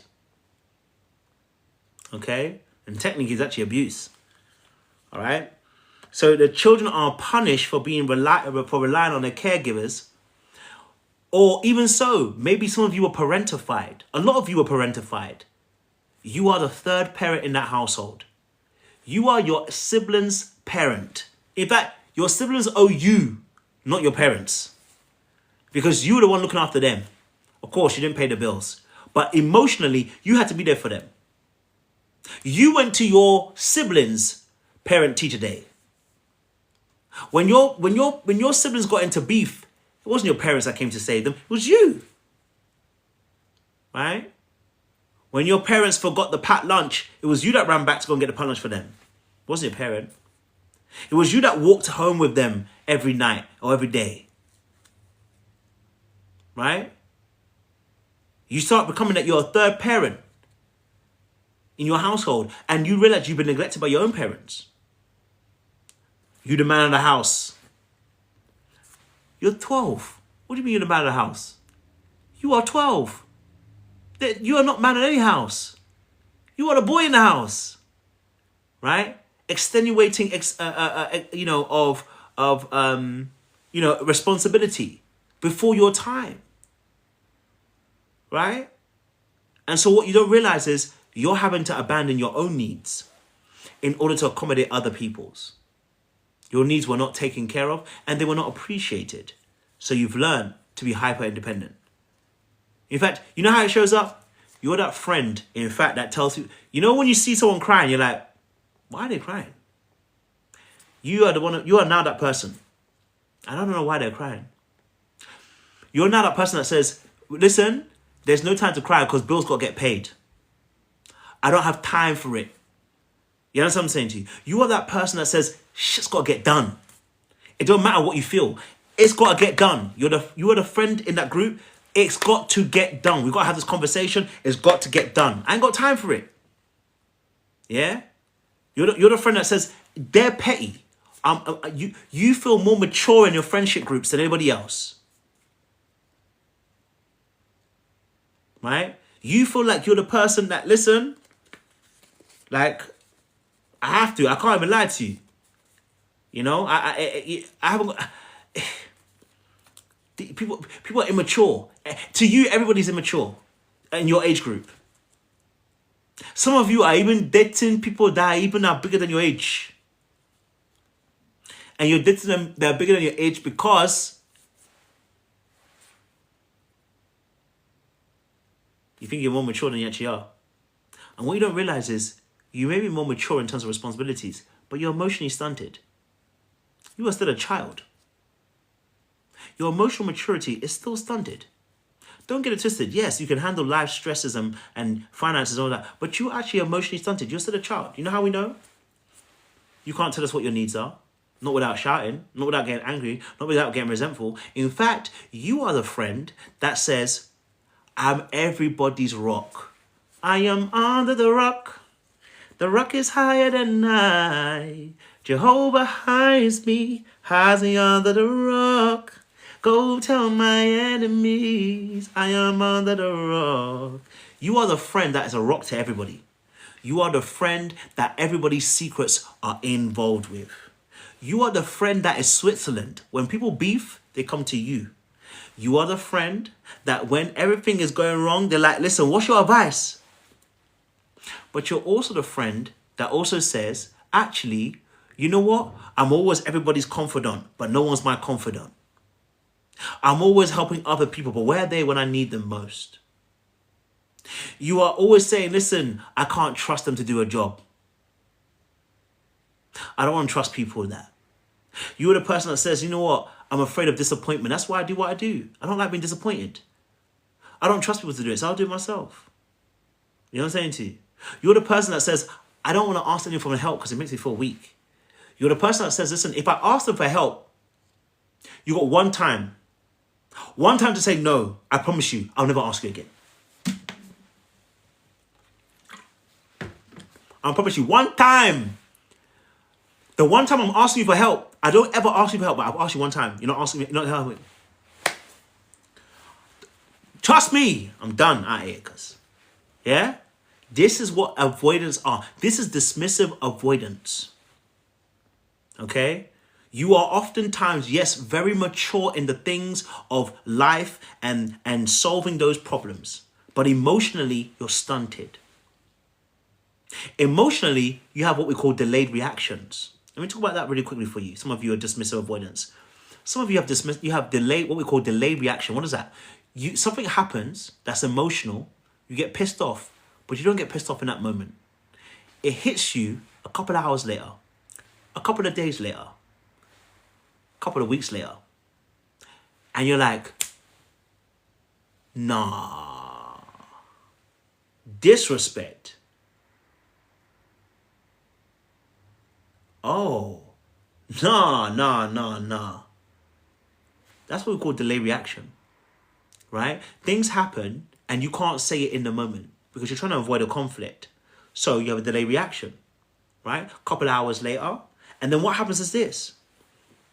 You think about it and you go, hold on a minute. It's been a few hours or a few days. And then you're like, it's too late. I can't even go back now. Yeah, I can't even go back and have a conversation with them. No, I can't. Because it happened already. It's gone. The moment's gone. The time is gone. So there's no point going back anymore. And what you don't realize is every time you say, I can't go back anymore. Today you're not gonna cuss them out. Okay? But maybe on the fifth time, the fourth time, okay, you're going, I've allowed you once, I've allowed you twice, I've allowed you 3 times.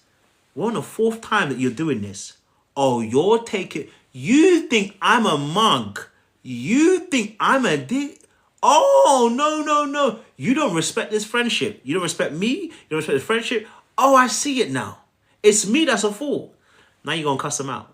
And in reality, what really happened is you let it build up. You let the animosity build up because you did not address it at the immediate time. And here's why you didn't address it. Because when you're under pressure in a situation which has a lot of anxiety, you don't have emotional language. Now, somebody going, listen, don't shoot me. Some of you might do, but for a lot of people, you don't have emotional language. What I mean by that is you don't know how to determine the emotions. So when you're feeling what you're feeling something, but you don't know how to label it very well. So when you don't know how to label something very well, you're afraid of how it's going to express itself. Right? You're afraid of how it's going to come out. Also, avoidants have a very bad relationship with anger. In fact, avoidance have a very bad relationship with any kind of emotion that's negative. I'm going to ask you a question. This is something I did with a coaching session today, actually. Let me ask you a question. Is envy bad?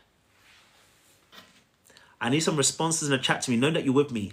Is envy bad?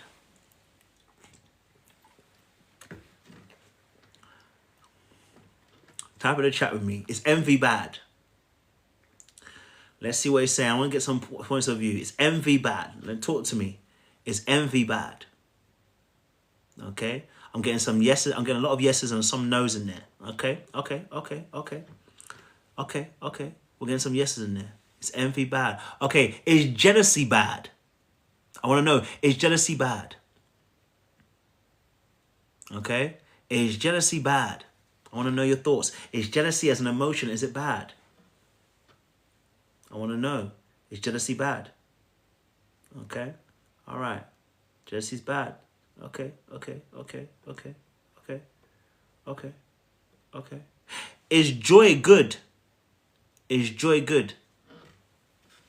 I want to know, is joy good? Is joy good? Someone said joy is yes. Joy, yes. Joy, yes. Okay. I'm going to test you. If joy, can you have joy when somebody has fallen flat on their face? Think back to a time where somebody pissed you off and their karma came round and you were joyful. Was that not bad? Or are you saying, it's karma, even though you were joyful at the falling down of somebody? The Bible says we should not be rejoicing when people fall, but you were joyful in that moment. So is joy good? So is joy good? The reality of the situation is there's no such thing as good or bad emotions. What you're talking about is your level of comfortability in experiencing those emotions. You see, the Bible says that be angry, sin not. The problem isn't the emotion. The problem is the expression of the emotion. Many avoidants in general struggle with feeling the emotion because they feel like they can't control the emotion. They feel like their emotion is going to control them. Emotions are neither good nor bad. The expression of the emotion is what's good or bad. Emotions, as I said before, are what? Messages. That is all it is. Emotions and feelings are simply messages. So they're neither good nor bad. Let me explain envy to you. Envy is neither good nor bad. It's a message. The message of envy is something that you actually want. And the question is you have to ask yourself is, are you giving that to yourself? Maybe you're envious of somebody. Let's say you wanted to be that person. Why do you want to be that person? Maybe you realize they have great qualities. Oh, they got that promotion. You wanted that promotion. Well, actually, that should then start informing you. Why did you want that? Why did you want that promotion? Why did you really want it? Did you want it because you wanted it? Or did you want it because they got it? Did you want that promotion because you actually wanted it? Or did you want that promotion because, actually, hold on, my parents wanted that promotion? It forces you to look within, to ask yourself the question, why do I feel the way I do? Jealousy is a great example. People don't like jealousy, so they won't say jealousy. They're like, I'm not jealous, I'm insecure. Like, people will say, I'm not jealous, I'm insecure. I'm not envious, I'm insecure. Because insecure sounds better than saying they're jealous or envious. But the reality of the situation is, jealousy is about comparison. So when I get jealous, what does it mean? It means I'm afraid of loss, but it also means I'm comparing myself at times. So the question is, why am I comparing myself? Oh, I need to do a bit more work on me. I don't feel like I'm where I need to be, and therefore I'm comparing myself. Oh, there are things that I look at myself that I don't accept of myself. Oh, I'm not accepting of things about myself. There are parts of me that I am not actually willing to face. That's what jealousy does. That's what envy does. That's what fear does. That's what grief does. That's what joy does. That's what happiness does. That's what disappointment does. All of these emotions are messages, and they are to look within again. Answer more questions. Where is it coming from? Why is it coming from there? What am I actually feeling? So stop denying those emotions. Stop denying those feelings. We're not trying to deny those things. They are real. We must honor them by accepting that that's how I feel. But then I'm going to ask questions. Why? Rather than palming it off. Rather than getting, oh, I shouldn't feel that. No, you're going to feel jealousy. You are never not going to feel the jealousy. There is always going to be a day, one day, you're going to feel some jealousy. You're going to feel some envy. It's normal. Right? What we are trying to get to a place to is that, okay, I want to be secure in myself. I want to be, I want to feel better about myself. Okay, is there things I need to change? Right? Is there things I need to improve? Do differently? Am I focusing too much externally and not internally? Maybe I'm too focused on other people, what they're doing. Right? Like imagine, look, sometimes you have to realize this. Sometimes your jealousy is telling you something. Let me give you an example. I'm talking to you with this camera right now, where there's 109 people on this live. Shout out to them, right? But if I stop focusing on you and start focusing and looking at my other phone and going, oh, I wonder what other people are doing on their lives. Damn, they got 200 people on their live. Oh, that's what they're doing. That's what they're doing on their live. Oh, they're doing this on their live. Oh, they're doing this on their... Oh, they're doing that on their live. Oh, they're doing... I just looked at my own live coming on my own phone, right? I'm now no longer focusing where I need to focus on. So jealousy is indicating to you that you've stopped focusing where you need to focus on. You start focusing elsewhere. Or you're not where you want to be. And that's okay. Oh, I need to improve myself. Okay. I need to put more stock into me and start actually doing improvements. Okay. But let's get back to what we're talking about. Dismissive avoidance. Okay. So I know I went a bit off tangent there. Let's come back. Dismissive avoidance and boundaries. Okay. The core fear of any dismissive avoidant is rejection and losing their independence and being controlled. The core fear of any dismissive avoidant person is losing independence, being rejected, or being controlled. Okay? So their boundaries are actually very what? Controlled. It's crazy. It's crazy. Dismissive avoidant people are very controlling when it comes to their boundary. They are rigid, they are over distant, and they're self-protected. The very thing that they fear, they become. Okay? And so the way they deal with actual boundaries is to control things. So how do they handle boundaries? They use boundaries to keep people at arm's length because dismissive avoidant people struggle with people who are trying to emotionally connect to them. Okay? And because they fear being overtaken, enmeshed, they fear they're going to lose their independence, they struggle with people getting emotionally close to them. So what they're going to do is they're going to push back. They're going to create boundaries that are going to keep you at bay. Because what they need to know is that you're an independent person. Now, I don't agree with this. This is still, they need to heal from this. We need to heal, right? But they're going to do this because they're going to push you away because they want you to know you should have independence. Do not overly rely on me. Don't make me feel like I'm going to be trapped. Okay? They create emotional walls instead of actually making gates that people can come in and go out. Right? They'll make these emotional walls, all right, and build them high so people can't get in. But if you can't get in, you're also not getting out.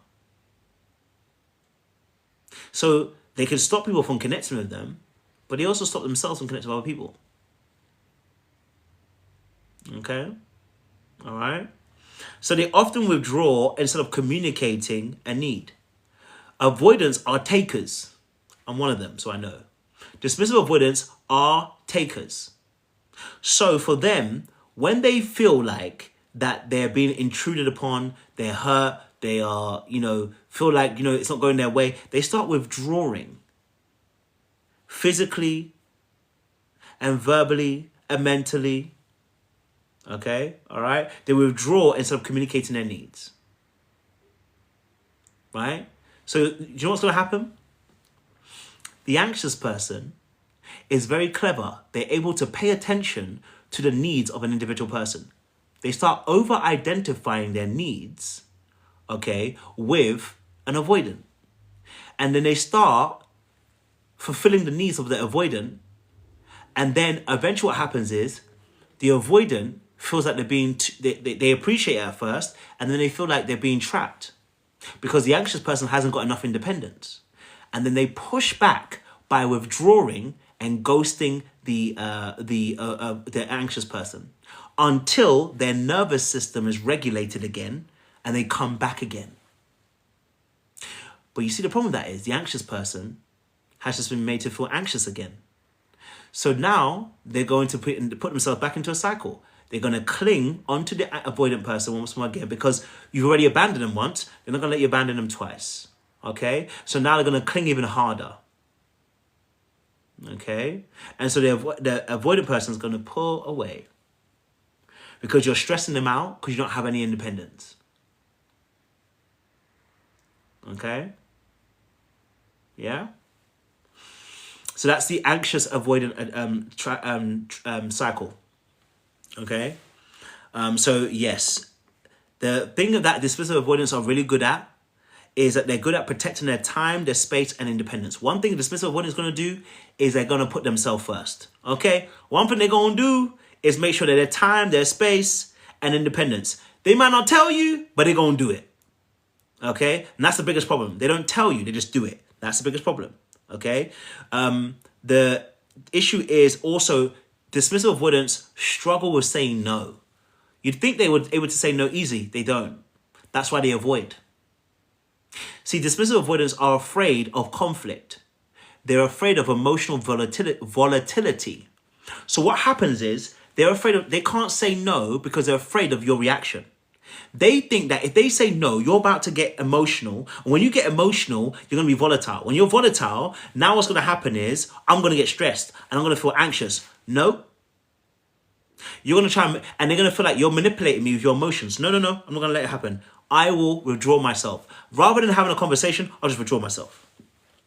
That's why when that person calls you now, you look at the phone, you let it ring, and you put it back down. Okay? You say no when something feels you struggle to say no when something feels overwhelming. So you just take it. You need space. Rather than saying you need space, you just take it. Okay? All right? So, dismissive avoidants also are very good at staying grounded in logic during conflicts. Okay? So, dismissive avoidants are very good at just being able to just not make it emotional. The reason why is because they don't actually do much emotions. Dismissive avoidants don't find reward in emotional stuff. That's why they don't see the reward in it. Okay? Because for them, they were never rewarded for emotional stuff. So when they get into relationships, why do I need to do emotional stuff? Doesn't really make sense to me. Your birthday, you're stressing about your birthday. It's not a big deal. I don't even celebrate my own. You know? Anniversary. You're making it a big deal. I show you love by being here. Why are you stressing yourself? You're making a big deal, making it a hoo-ha about an anniversary, but I'm here. Valentine's Day is a massive deal. Valentine's Day, yeah, of course, Valentine's Day, I heard you, but you know, it's for the masses, bro. People spend all that money for what? It's not because they're broke, you know. It's because they just don't realize that Valentine's Day is an emotional thing.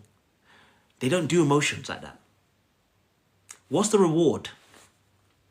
You see, dismissive avoidants are very logical in the sense of, and when I say logical, within reason, by the way, they are still emotional. Within reason, they're very logical. So they look for the equation. Okay? The equation is, if I do something, there must be a reward. If I do something, there must be, so if I do an action, there should be a corresponding action for that, right? There's a consequence. So if I do X, Y, and Z, there should be this 1, 2, 3. And if there is no 1, 2, 3, it doesn't make sense to me. So why am I doing emotions? Because emotions are not a direct reward. When you give emotions, It's not a direct reward. It's not logical. Emotions are not about getting a direct reward. There is a reward with emotions. Oh, no, there is. When you support people emotionally and they tell you thank you, yes, it's a reward, but it's not tangible, nor is it measurable. It's not tangible. It's not measurable. Therefore, why am I doing the emotional stuff? Does that make sense? Right? So they often stay grounded in logic during a conflict. They want to make sure that they are making sense. They're going to make sure they use logic. Okay? All right? What they struggle with? They struggle with overusing boundaries to keep people out emotionally. Okay? Avoidance are just really good, and it's not good. It's very good at keeping people at bay. Okay? Number two, they confuse walls with boundaries. Having high walls is not a boundary. It's a boundary, all right, but it's not a good boundary, okay?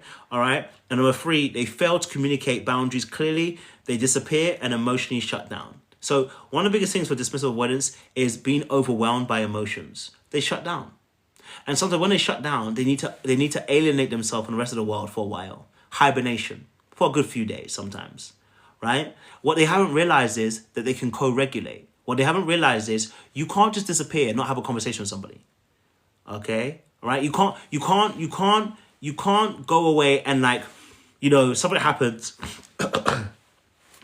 Sorry. You have an argument with your partner and you disappear for 3 days and you don't talk to them. You don't text them. You don't miss them. You don't call them. You don't text them. Oh, but you knew I was. Yeah, but you didn't call me or text me for 3 days.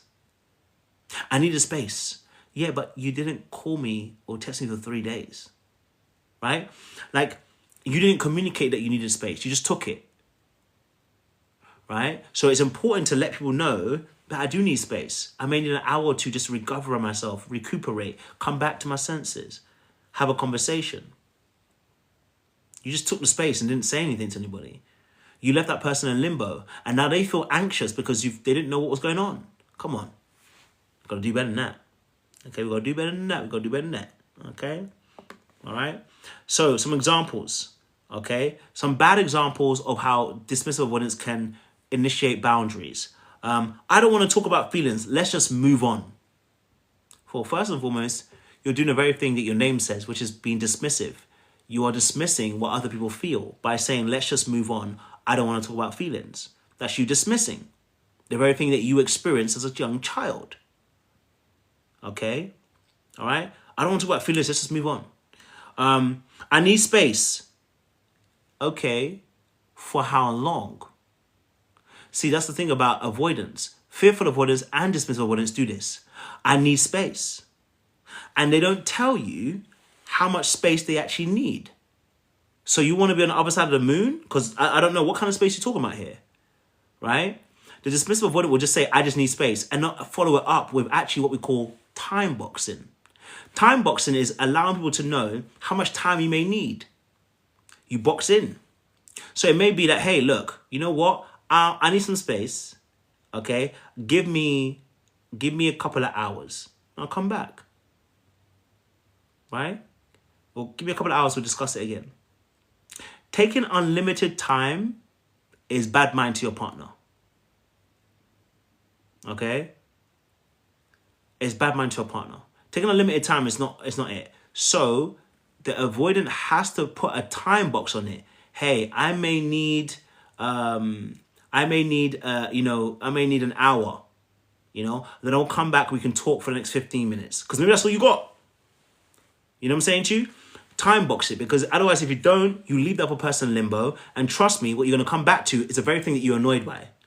Like, the avoidant will come back and be annoyed about the fact that you're going to be emotional. Well, of course they are, because you left them in limbo.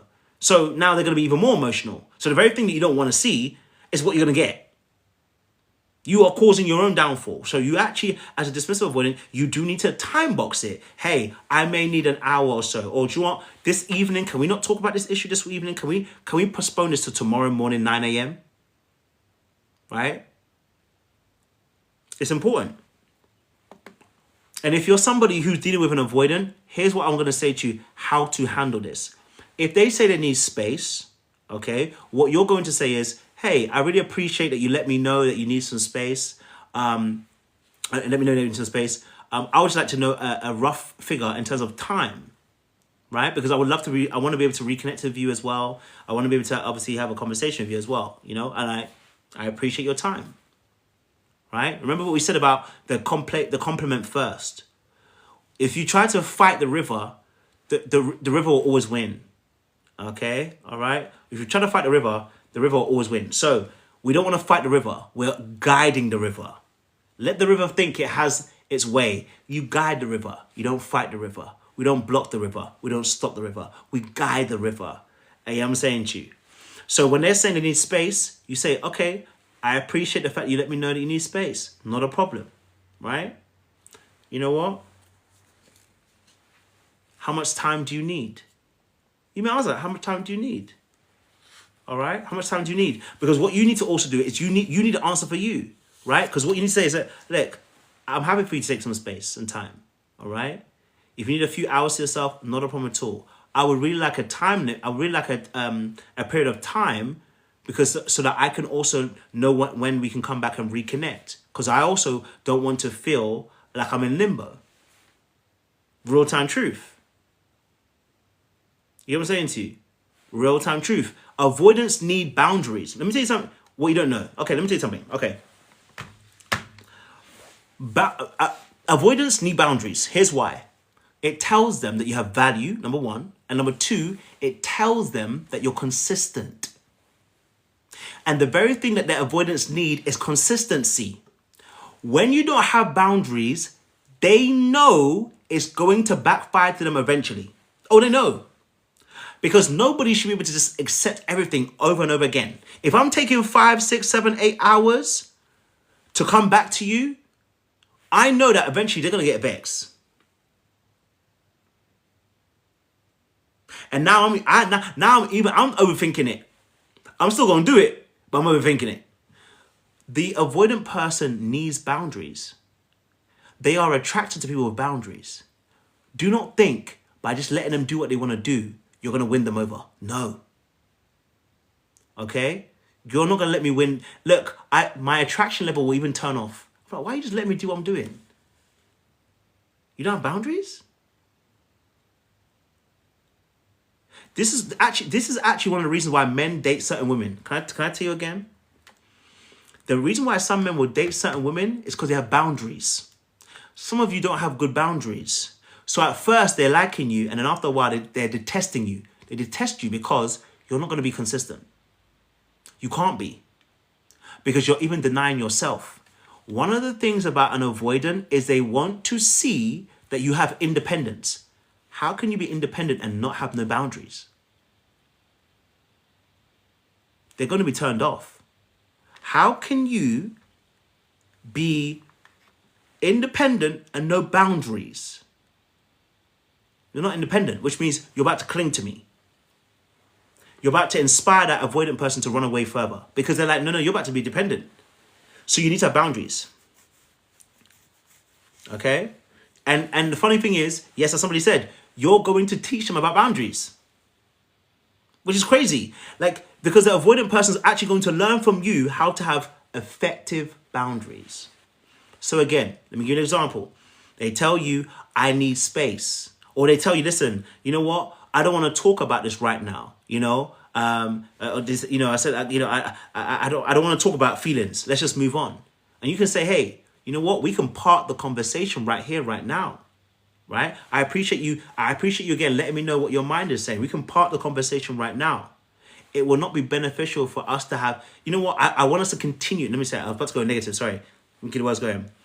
I want us to continue our connection, right? And in order to continue our connection, we need to have a conversation. So let me give that example again. They just said to you, I don't want to talk about feelings. Let's just move on.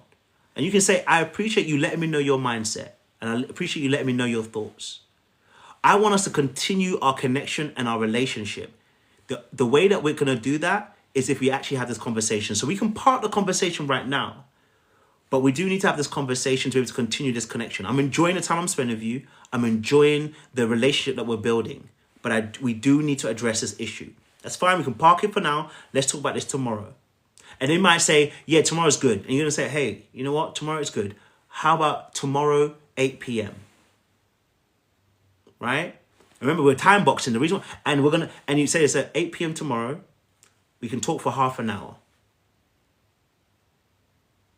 right? We can talk for half an hour. Why are you doing that? Because what you're doing is you're letting them know there's a time limit. Because the avoidant person struggles to say what? No. So the fear they have is that if they agree to this, they can't say no to anything else. You know? Oh, crap. Someone said, I tried that tonight and it ended up letting me know when you can meet you face to face to talk. Oh. Okay. All right. So Jeffrey said, what if they don't agree to the time limit or respect it? You could ask them again. Say, okay, so what time would actually work for you beneficially? Right? If they say tomorrow at 8 p.m. doesn't work for them, you say, fine, not a problem at all. Again, what time works best for you? Because you're not going to leave that place without a time. The reason why you're not going to leave that place without a time is an avoidant, even if they're not doing it on purpose, potentially will procrastinate and actually forget the time. So if you say tomorrow morning, they may not come tomorrow morning.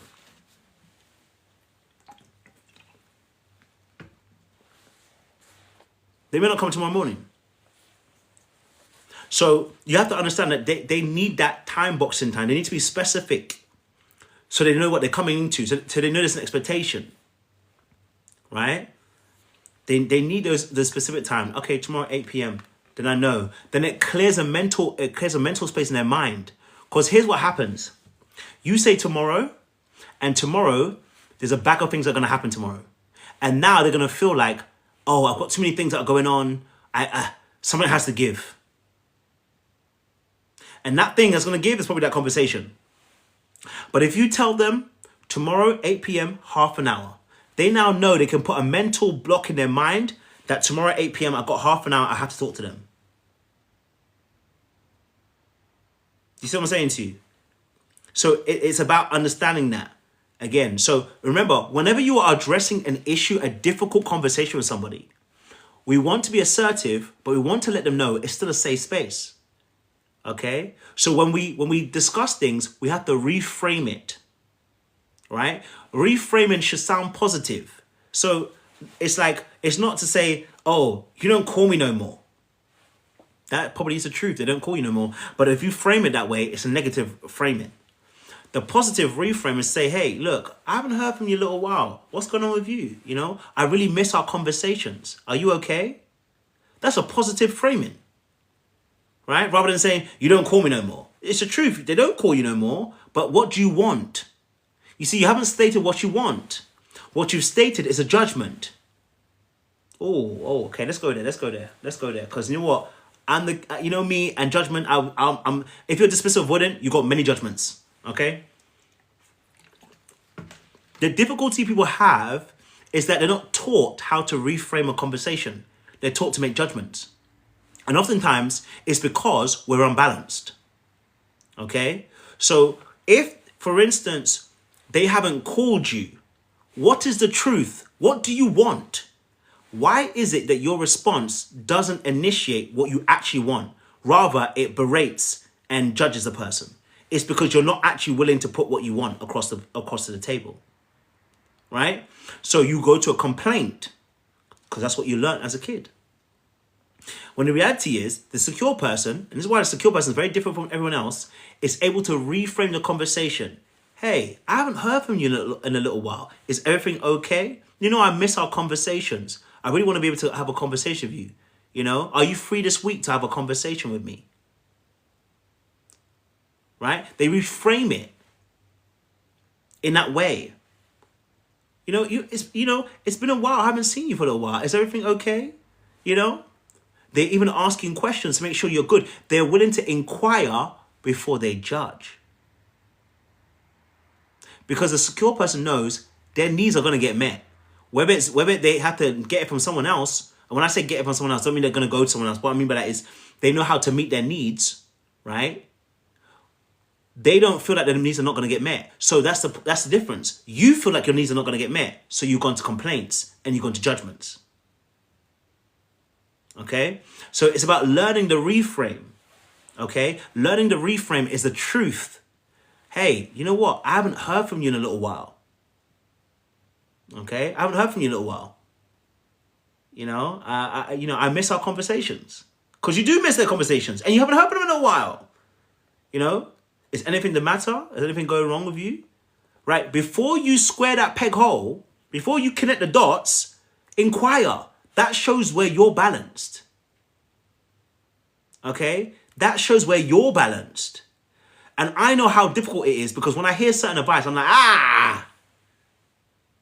And it's because because you automatically feel like you have to do more. And I hear it. But when you're balanced, you don't feel like that. It's because you're already off balance. And you feel like they're going to take advantage. Like, your thought is, they're going to take advantage of me. Your thought is, oh no, if I have to do all of that, do they really care about me? But you're not realizing what you're saying. You're unbalanced. See, the secure person doesn't think they don't care about me, they don't want me. Because they're not personalizing what's happening. They're not projecting what's happening. They're like, these are my needs, and this is what I need to be met. I want to have a conversation with you. I'm going to let you know, hey, I haven't heard from you in a while. I want to have a conversation with you. The person says, I don't want to talk about feelings. Let's just move on. Hey, you know what? I appreciate the fact you're sharing that. You're sharing your truth, about not wanting to discuss feelings. Is there any particular reason why you don't discuss your feelings? Because I feel most connected when I'm able to discuss my feelings with you. And I appreciate the vulnerability and the safe space you've offered me to be able to share my feelings with you. It makes me feel connected. This is the truth. That's the truth. You are choosing a different type of truth. You're choosing a truth that becomes a baton over somebody's head. And when you're balanced, that's not where you want to be. Okay? All right? So, but dismissive avoidance, I'm going to hold them accountable. I always do. Okay? I'm saying that. I'm still going to hold them accountable. Okay? It's still going to hold them accountable because, I don't let people get away with stuff like that. Okay? So if you're a dismissive avoidant person, okay, you can say something like, I need a quiet evening to recharge. Can we talk instead tomorrow? And like I said, I think you need to be more specific when you say tomorrow. Can we talk tomorrow 8 a.m.? All right? Or 8, can we talk tomorrow 10 p.m. at night or whatever, right? Being specific so that people know when to expect you. And again, saying all of that is important. Yes, Charlotte, you're not meant to be perfect. You're meant to be growing. And listen, I'm telling you this from someone, I know how hard it is. Okay, so I'm not saying it from a place of I'm a secure person. I'm becoming more secure. But I'm learning that I have to put the work in. And that's the painful part. Because the easy thing is to talk about them. But what you don't realize is the reason why you feel the way you do is because they're making you feel off balanced. And it's because we haven't grown there. So don't be too hard on yourself, Charlotte. You are growing too. You're learning too. You are coming to a place of abundance too. You're now learning language to help you. The Bible says a lack of knowledge, my people perish. As you're gaining more knowledge, you're gaining more life. So don't be too hard on yourself. Yes, they're causing you to be off balance. Yes, it hurts. But guess what? As you're growing and learning in your knowledge, you're learning to put into practice these things. You're being stretched. When you go to the gym on the first day, it's not the same as going on a day 90. Your body's not going to look like day 1 as it does on day 90. If it does, maybe your diet's off. You probably need to look at that. It's about what you're putting into practice. Okay? So the whole point is, if you're balanced, here's a powerful thing. Oh my days. Okay. And this goes to me, because I was complaining this morning. I can't lie to you, I was complaining this morning. I was complaining this morning with God, and I was talking to God about it, and I was like, I don't want to deal with these people anymore. And I meant like, I oftentimes encounter, when I'm dating, I encounter certain type of women. So I said, I don't want to do it. And I said, hold on a minute now.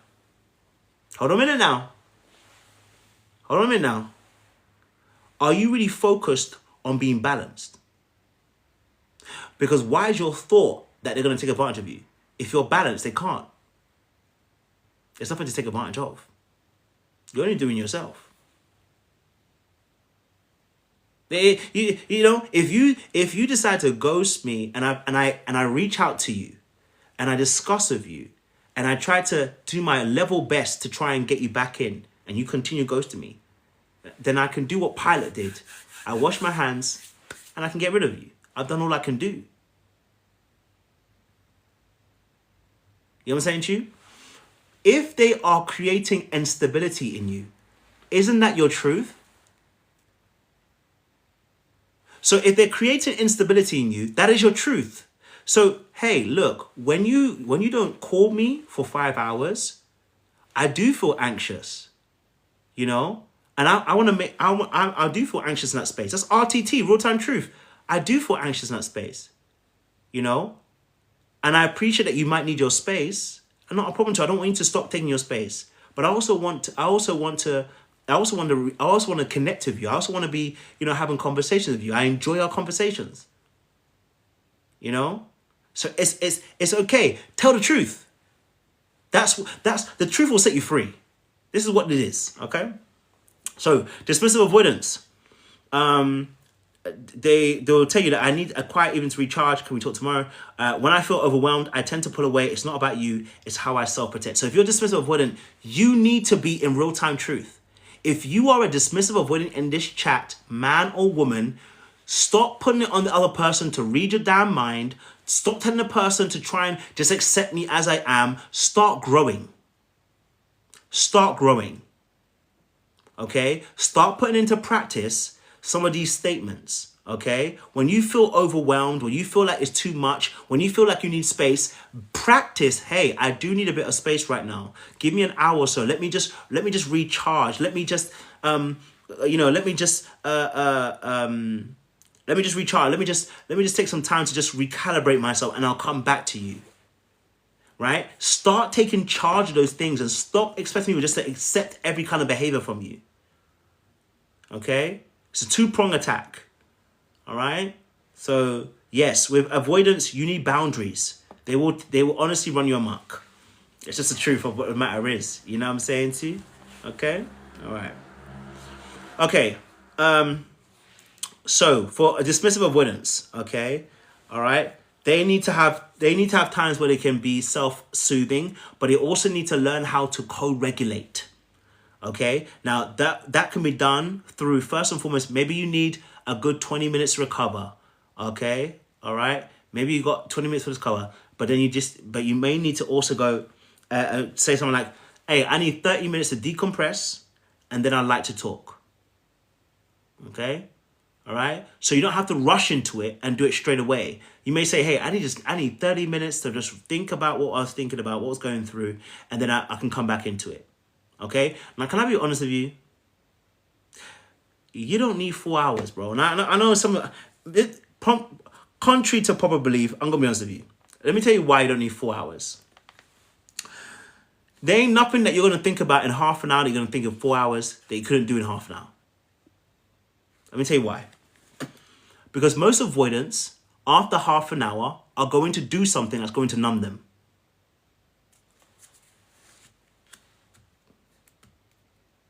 I'm going to talk to somebody. In most of you cases, you already know, if you're a dismissive avoidant, that after that half an hour, you've turned on the TV, you're eating some snacks or something, you're doodling in your book, you're doing everything but processing your emotions. Right? You don't need 4 hours. Okay? So the reality is, the reason why you're taking 4 hours is because what you're doing is numbing. You're not processing your emotions. That's the difference. That's the big difference. And so you need to start actually paying attention. How long am I actually taking to process how I'm feeling versus numbing? Like, for instance, what happens here, right? What happens here, right, is that a situation will happen, right? And you will run to your cave, which is cool. You run to your cave and you'll spend hours, maybe days, just in your cave, just by yourself. Either watching TV or, maybe you go to a gym and you're actually not dealing with the processing of the emotions. How do you process your emotions? You confront them. You don't deny them. Dismissive avoidant people tend to deny their emotions. They tend to tell them, I'm not feeling that. You are! Stop denying how you feel because you're causing the river to back up. And the backup of the river is going to eventually overflow. Stop denying the river. Let the river flow. Accept that you feel those emotions. Okay? All right? Accept those emotions. That's the first and foremost thing. If you're going to spend 4 hours in your cave and you haven't processed the information, then what are we doing? You're wasting everybody's time, including yours, right? Start being conscious of the time you're spending. When you are processing that information, what are you actually doing? Are you actually standing up to the emotions? Are you actually allowing that message to reach you? Or you're saying, I don't have to feel what I'm feeling?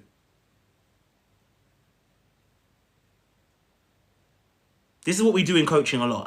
I bring this out, and the thing is, they're aware, But here's the thing. Dismissive avoidance struggle because they need counselors. I ain't gonna lie to you. Some of you need counselors. Some of you need some real counselors. You need people to ask you questions. That's why I'm being joking, but some of you need someone to ask you questions because you're not thinking through. So it's difficult for you because you don't have anyone to ask you questions. And I get it. I hear it. So start asking yourself those questions. The question is why? The question is why? Why am I feeling this way now? What was the issue that I was feeling this way? We start the questioning by why. Okay, when did I start feeling this way?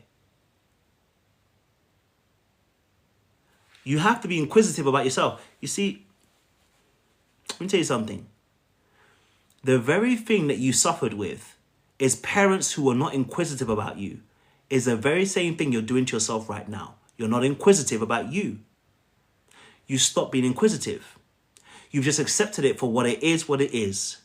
The very thing your parents didn't do for you by being inquisitive about you is the same thing you're doing to yourself right now. You're not actually diving deep to find out about you, and you are not processing what you feel.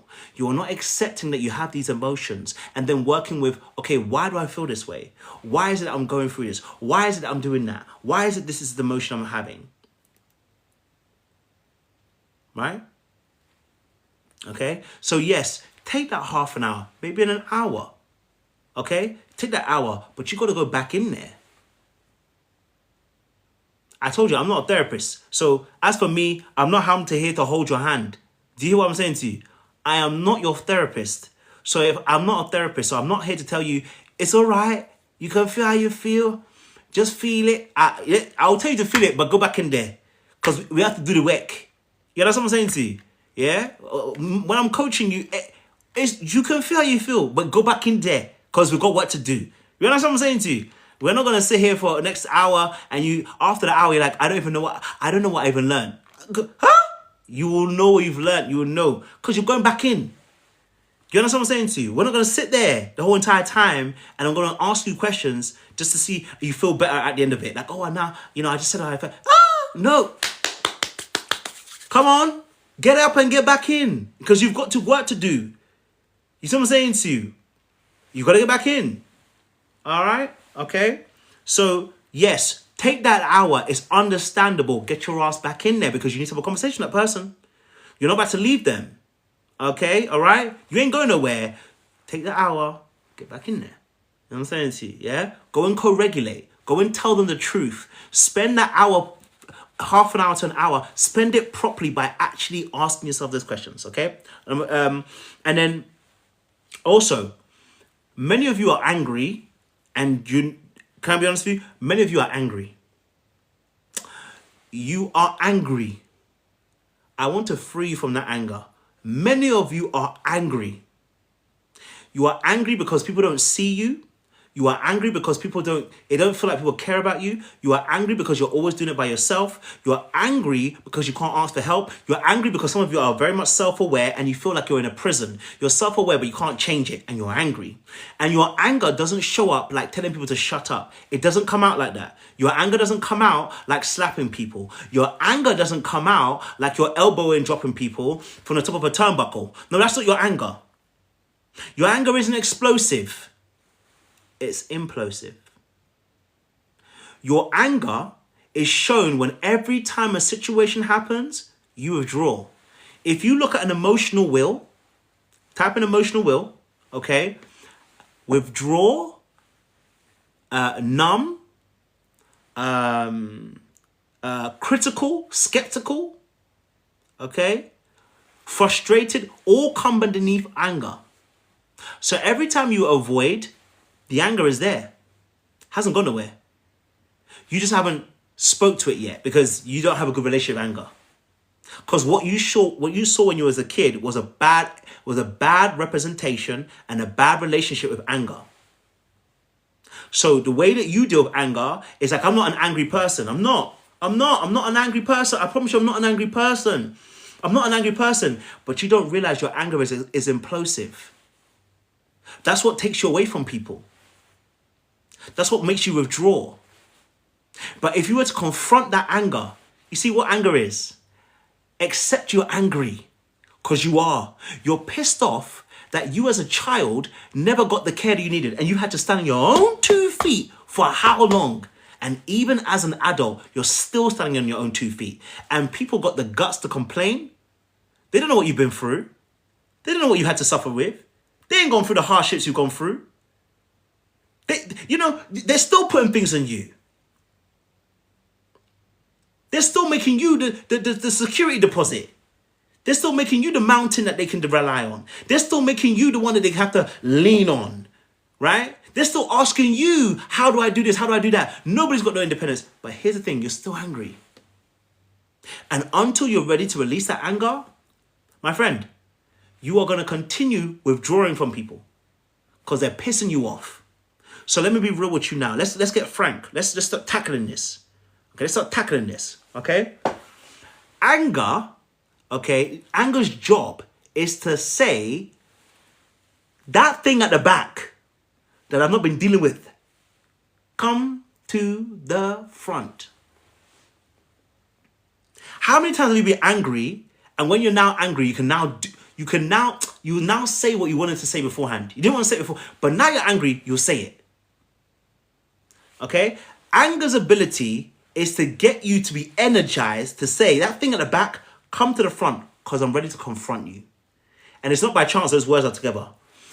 What anger causes you to confront the thing that needs to come to the front. Okay?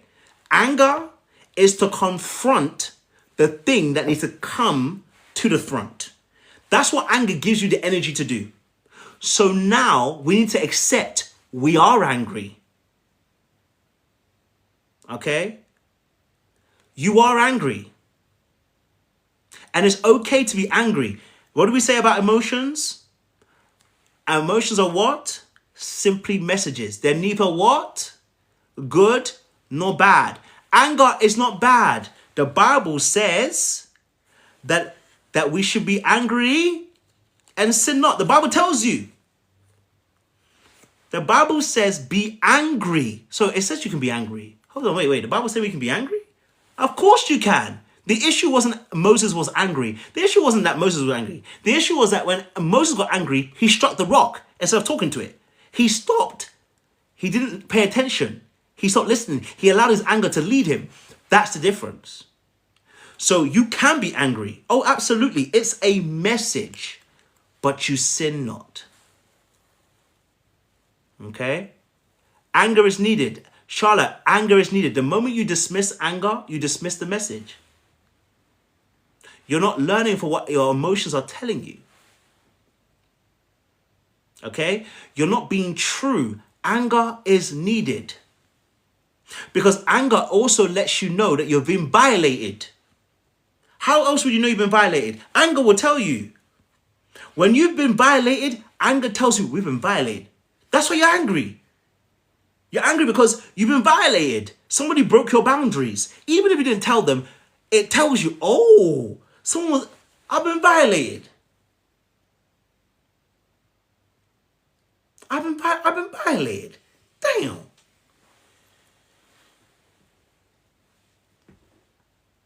I'm violated.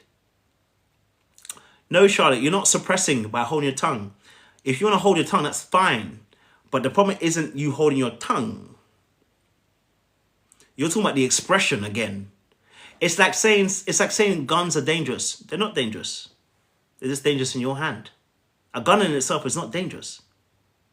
A gun hasn't killed anybody. Sorry, I shouldn't say that. I'm going to get my life taken down. But a gun hasn't unalived anybody. Humans unalive other humans. Does a gun shoot itself? It doesn't shoot itself. It requires a human to shoot itself. The expression of your emotion is the issue. It's not the emotion itself. It is the person who's wielding that emotion. That is the issue. So, how do we work with anger? Okay? We allow anger to tell us the message. That's it. Allow anger to tell you the message and stop dismissing it. Okay? Allow anger to tell you what the message is and then explore it. I'm angry. Why am I angry? No, why am I really angry? Oh, they said this and this about me. But why did that make me angry? I know they said that, but why did that make me angry? Keep asking yourself the why question. Okay? You need to be able, and here's what happens, right? A lot of times, even that's very difficult. So I've got two ways. Okay? You've got two things. Okay? Express it verbally, which I prefer, or write it down. Either way, it's got to come out of you. Okay? Either way, it's got to come out of you. So express it verbally, okay? Or you've got to release it by writing. It needs to come out of you. Okay? That's what you need to understand. And remember, how you feel is just a message. It's neither good nor bad. It's the expression that's good or bad. You know what I'm saying to you? All right? It is the expressions, the action that's bad. Okay? Per se. All right? So that's important. Someone said, how do you deal with someone who's being disrespectful to you? You have to let them know, hey, listen, I want to be very, very clear. You know, this what you're doing, first and foremost, is disrespectful to me. When you tell me that I've got a big head, this is disrespectful to me. And how that makes me feel is that when people start insulting me, I start getting angry. When I start getting angry, I now don't have good thoughts towards you. This is not making me want to feel close to you. It's not making me feel like I want to be connected with you. It's not making me feel cool with you. Right? So you let people know, listen, hey, when you talk the way you do, this doesn't make me feel closer to you. If it's a partner, if it's somebody that's, again, a friend, same thing. We are friends. And I appreciate your friendship. But when you talk in this particular way, it makes me feel like you don't actually care about me. When you say X, Y, and Z, you mention a behavior, it makes me feel like you don't care about me. That's the emotion. I feel like you don't really care about me. It's a feeling. And when I feel like you don't care about me, I start to drift, or I start putting walls up between me and you. Okay? All right? Cool. Fenella, unfortunately, we've gone past that point about the identity, about losing your self-identity. That's what we talked about with anxious people. I'll come back to that probably a little bit later with, thank you, Ree, I appreciate you, when we talk about fear and avoidance. Okay. So, all right. So another thing for dismissive avoidance, and my final part, and I'll come to this, and we'll go to fearful avoidance, is this. A practice tip is this. Pause to breathe. Start to breathe. Many of us don't actually realize we're breathing because we're not conscious. Start to be conscious of your breathing. You are breathing. That will bring you back into your body. How many times have you thought to yourself, oh, I'm breathing? I don't even think about it now. Why? I'm not conscious. You must bring consciousness and mindfulness. So when you're in these situations where you're struggling to be able to really nail something, express something, say something, I want you to pause the breath. Pause to breathe. Start thinking about, I need to breathe. And then you express your needs. And then reconnect intentionally after. So is that pause? Give yourself a pause. Okay? Give yourself a pause. Breathe. Breathe and stop. For real. Give it what you got. Okay. The last one, fearful avoidance. We've been on this live almost 3 hours. My God, I didn't realize it was going to take. I saw like 10:30 pretty much. I didn't know the teaching was going to go this long. Okay, so fearful avoidance. Okay, fearful avoidance. These children grow up. These children exhibit puzzling combination of behaviors, appearing disorientated or confused. They might avoid or push away their parents. due to the fact that their parents were absent or consistent or inconsistent in their behaviors. And so the parent was unpredictable, or the parent was abusive physically, mentally, spiritually, sexually. Unfortunately, those things happen too. Excuse me on that one. All right. And so therefore the parent became frightening as well as a comforter, because a child can't go anywhere. Their parent is their comfort, because that's who you're dependent on. That's your life. So when people grow up in households where they're afraid, where the parent maybe the parent can be like angry, and then next day be like so calm, almost like bipolar. So especially children that grow up in mental health households where there's drugs, alcohol, going on. Households where there's a lot of abandonment happening. So parents are doing disappearing acts for weeks on end. This can create the fearful avoidance state, because a child is left to fend to themselves. And unlike the dismissive avoidant, they don't have the parent still there. The parent in this one instance is oftentimes can be abandoned in the actual child physically. The child actually becomes afraid, right? So children that grow up in these kind of households where, your mom or your dad, let's say from your dad, your dad was so angry that he would beat you black and blue. Like you didn't have to do anything wrong. You were now afraid of being in his presence. Or a mom that would insult you whenever you did anything. Your mom that would turn against you at any point in time. A mom that would, choose her boyfriend over you. Right? Always. Right? Or you were and again, I'm going to say this very, I want to make this as a, first and foremost, as a disclaimer, please, if you've been through any sexual violence, please, before I mention this, because this is really important, where you've been, physically violated, right? This also plays a role, oftentimes, in developing this fearful avoidant attachment style, because your boundaries have been, to be violated in that way, is to be told you're not allowed to have boundaries, right? So fearful avoidants have an inconsistent boundaries because they don't believe they can even have them. Right? They don't feel that they're worthy of love. They always feel like they're going to be hurt. Okay? So fearful avoidance grow in households where, there's a lot of codependency from the parents. Maybe a narcissistic parent. A parent's narcissistic and everybody's afraid of that parent. Right? Right? Abusive households where the husband maybe is beating the mother. I mean, there's very few, maybe the mother's being the father too, but, in most cases, right? Where the parent punishes physically the child in a way that is extreme. Where those households are born and bred for those who are fearful avoidance. Okay? Where the parent would leave that child vacant. Child would be passed. Here's another one. If you are passed around from house to house, you probably more than likely might have a fearful avoidant attachment. Right? Especially if you weren't safe in those houses. Let's say that your mum had to work or your dad had to work and you were always given to an uncle and auntie, passed around, but you were never safe in those houses. You might end up developing a fearful avoidant attachment. Okay? You might end up developing a fearful avoidant attachment. Yeah? So, let's talk about it. Okay? Fearful avoidance oftentimes blow very hot and cold. And the reason why is because their safety is also their crux and kryptonite. Let me explain this for you. For people who are fearful avoidant, they value safety. But the problem is their safety is their kryptonite. This is the orphan spirit. The orphan spirit is when they go into a house of love and they can't accept the love and stay an orphan.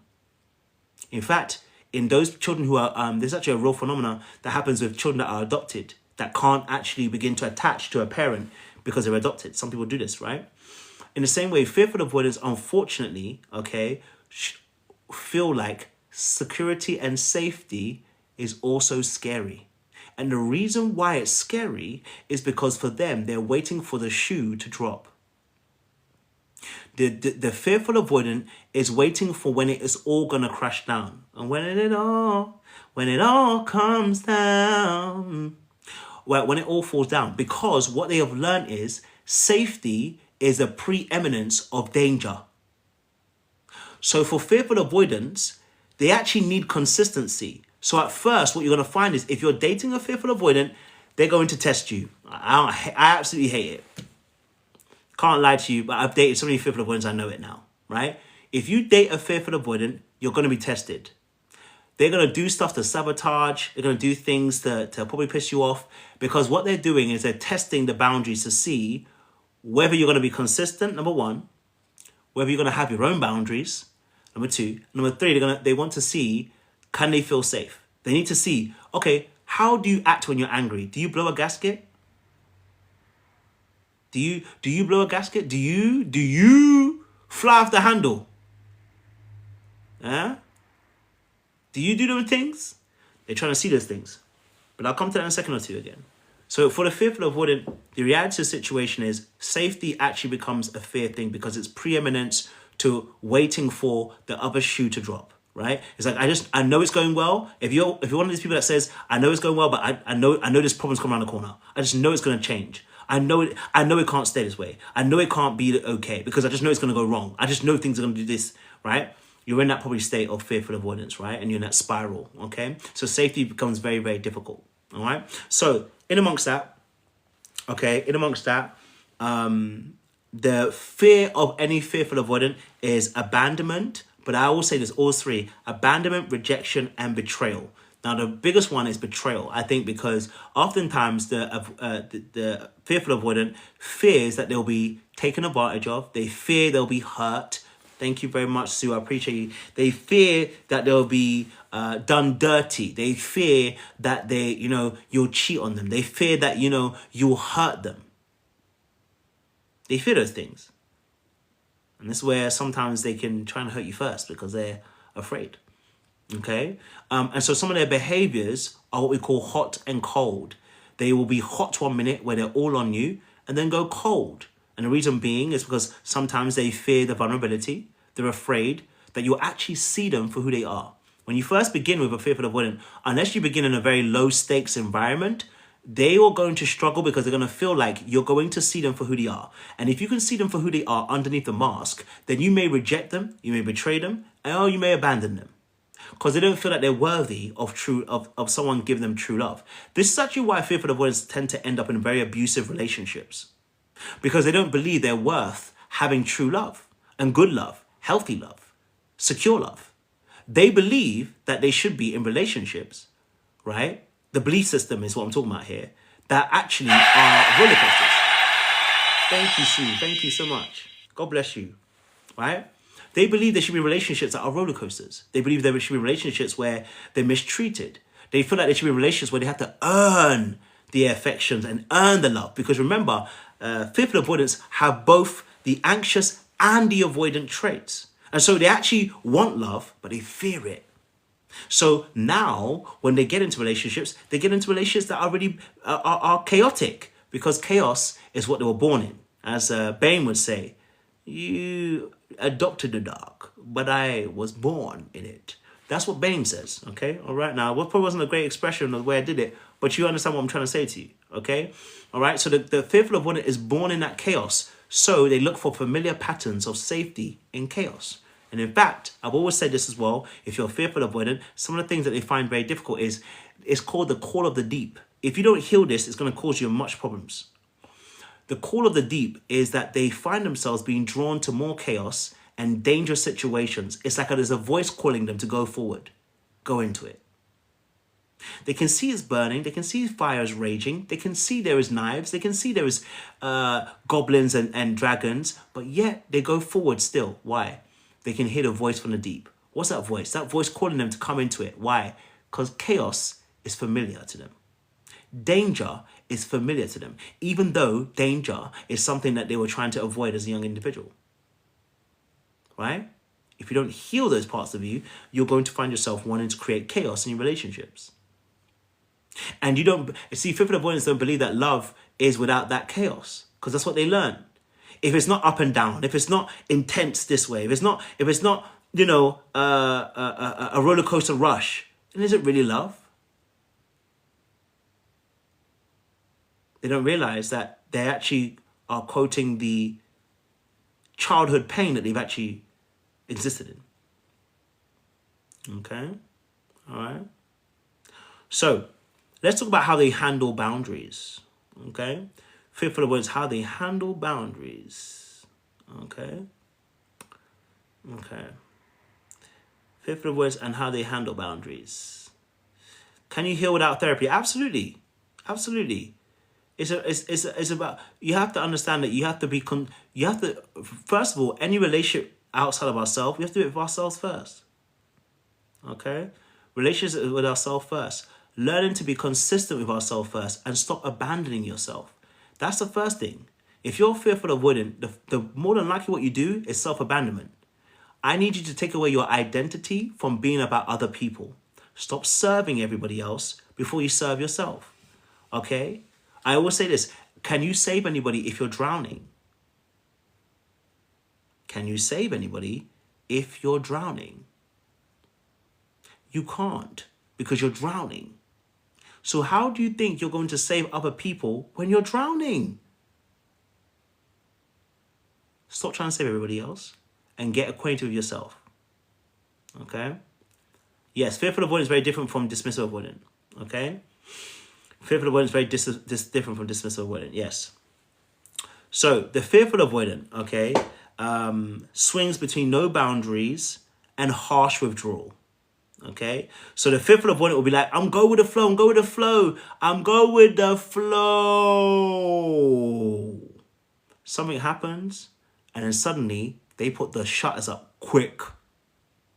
Yeah, they will go. When they first start, especially when in a relationship at the very beginning, it's like everything can go, and then something snaps, their fear kicks in, and then the walls come up.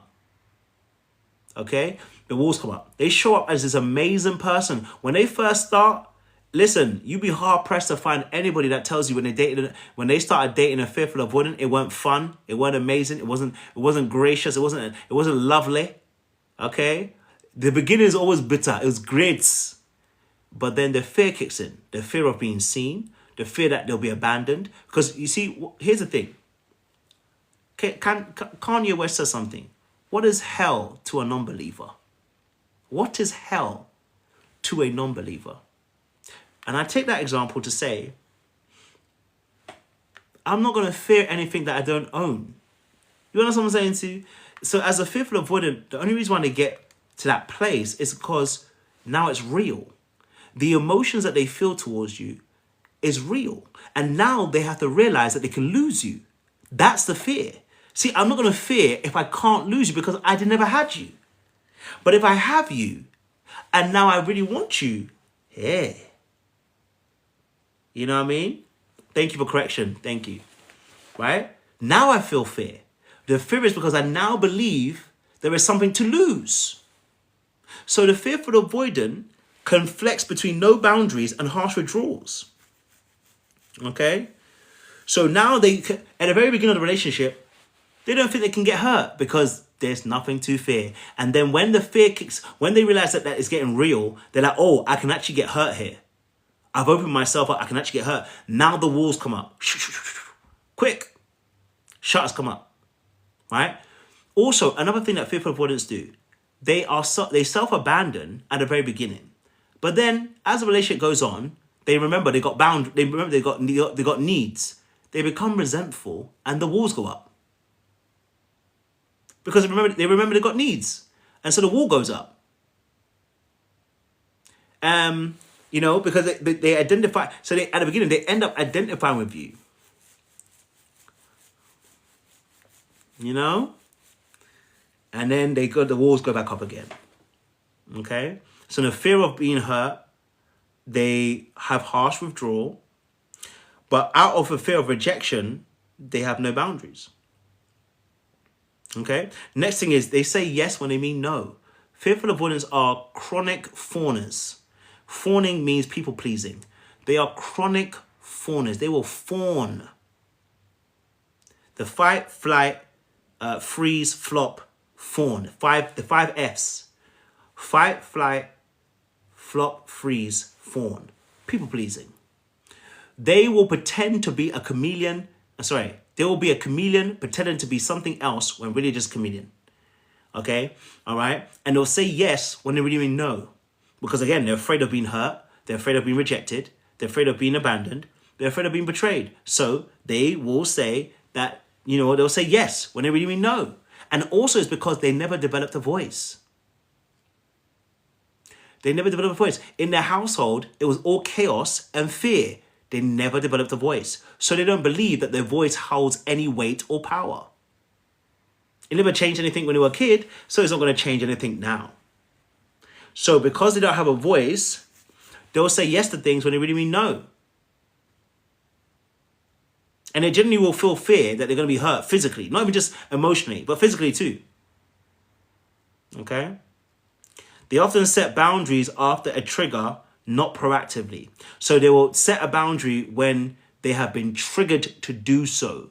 They're angry, they're hurt, they're lashing out. They've given you so many chances and not said anything, and now they're lashing out. And they struggle to believe they deserve to have needs. And it's where actually a lot of the issues actually stem from.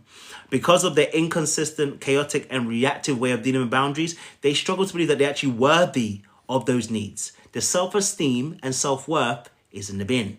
Now, here's the thing. Fearful avoidants have a very low distrust for other people and a low distrust for themselves. They don't trust themselves. They don't. And that's how they actually get abused a lot of times, because what tends to happen is they don't trust their voice, they trust yours. They don't trust their voice, they trust yours. And they get led into situations that are very dangerous for them, because their voice is not strong. They don't believe that their voice is worthy. They won't fight their corner for very long. And so they end up in situations. Okay? All right. They are very good, though, at sensing when something is off. They're good at wanting to be authentic and open in relationships. Fearful avoidants are very good at being authentic and open in relationships. In fact, if you've met a fearful avoidant, you will know, because the conversation is deep, it's rich, it's enthralling, it's engaging, it's inviting, it's succulent, it's sweet, it is music to your ears. If you've had a conversation with a fearful avoidant, you know, because when they first show up, the conversation is like Niagara Falls, just flowing. It's beautiful. Okay? All right? And they're very good at what? Sensing when something's off or unsafe. Okay? Yeah, be careful if you meet a fearful avoidant, boy. You're going to get sucked in. Fearful avoidants struggle again with setting clear or consistent boundaries, okay? They say yes to avoid conflict, but then they ghost, lash out, or withdraw. The lash out is really important because we talked about anger and how it can show up. Not every fearful avoidant does this, but a lot of fearful avoidants do lash out. And do you know how you know you're lashing out? Because you sent an apology after, didn't you? Those of you who are fearful avoidants, you know exactly what I'm talking about. You lash out and you send an apology after. You send that text. Or you call them after like, I'm really, really sorry, my bad, da-da-da-da. That's a fearful avoidant lash out. You start feeling bad because you knew that you stepped past your own bound, you stepped past your limits on that place. But it's because you felt overwhelmed. You felt you weren't being heard. You felt you weren't listened to. You felt like no one was seeing you. You felt like you had no choice. You were just literally trying to make something happen. You didn't know what. It was a reaction. Okay? It was a reaction. Just, okay? Someone said I crash out and I need to crash out again. I hear it. Okay? But oftentimes it is, yes, it's an impulsive reaction.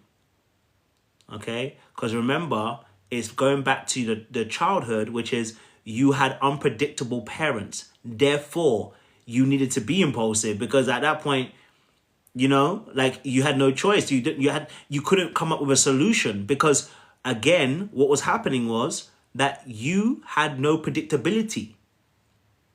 So your impulsivity leans into your unpredictability. It's one of the ways that maybe if you came from that household, one of the ways that people would also stop bullying you. Maybe it was one of the ways that people would actually leave you alone. It maybe gained your rep in your past and your childhood because it's like, oh no, don't touch her because she'll flip, right? It allowed you to stay away from certain things, right? Probably helped you. And so you're going to be impulsive, right? And the reality of the situation is you're not thinking. You're not thinking and you're not processing. You need to think and you need to process. You need to think and you need to process. We'll come on to that in a second. The feelings of shame and guilt are feelings that a fearful avoidant will feel when they have to assert their boundaries. Because they feel like they're not worthy, when they actually assert their boundaries, they feel like that they are not worthy of having their boundaries met. You know what I'm saying to you? So there's guilt and shame. It's like, I feel bad. I mean, I shouldn't be saying boundaries. I should be, more open. I should allow things to happen. Like I shouldn't. But the reality of the situation is you're not being true to you. You're abandoning yourself. Okay? All right? So the feeling of shame and guilt is a real feeling. Okay? It's a real feeling. But it's because you're overly accommodating of other people. Stop accommodating them. I said earlier on, stop being an abandoned ship. Because nobody wants to give to abandoned ships. We take from abandoned ships. Stop being an abandoned ship. Because people will take from you. Okay? All right? So it's important to understand that. All right? So an example of that may be, an example of some of the things that fearful avoidant might do. Or say, sorry. My baby. They might say, I let them back in after they hurt me, but now I don't trust them. So they might say, listen, and fearful avoidance, again, because of the chaos, they sometimes will allow certain people that are hurtful to them back in, right? As if they ain't got no boundaries, because they ain't. It's inconsistent. So you allow people that hurt you back into your life, back into your space. All right? It said, I said nothing for weeks and then blocked them out of nowhere. So some of you, you're blocking people out of nowhere. It feels like that, right? You had a conversation, I'm blocking you. Yeah. I'm blocking you. Or some of you felt like, you know what? It was too much. It feels too painful. I'm blocking you. Some of you, you sabotaged a relationship. They came back. You sabotaged it again. You blocked them. You're like, I can't do it. I can't do it. I can't do it. If they come back, they're going to hate me.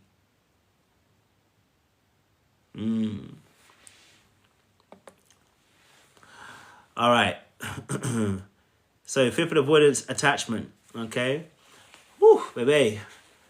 I didn't realize it was going to take this long. I'm getting tired, my boy. It's only 1:19. I'm getting tired. I'm hungry. But another example for fearful avoidance, a good example, is I'm feeling overwhelmed and I need a few hours to regroup. I'm not shutting you out. I just need to take care of me. Okay? You know what I'm saying to you? I'm feeling overwhelmed and need a few hours to regroup. I'm not shutting you out. I just need to take care of me. All right? Taking care of you is important. All right? Putting yourself first is important. Making yourself a priority is important. Hey, we're at 49K likes. If you're here, like the live. Let's get to 50K. I can't believe it. I've never gone past 25K. The fact that you guys have got to 50K is amazing. Well done. Well done, guys. We have 120 people in the room. Amazing.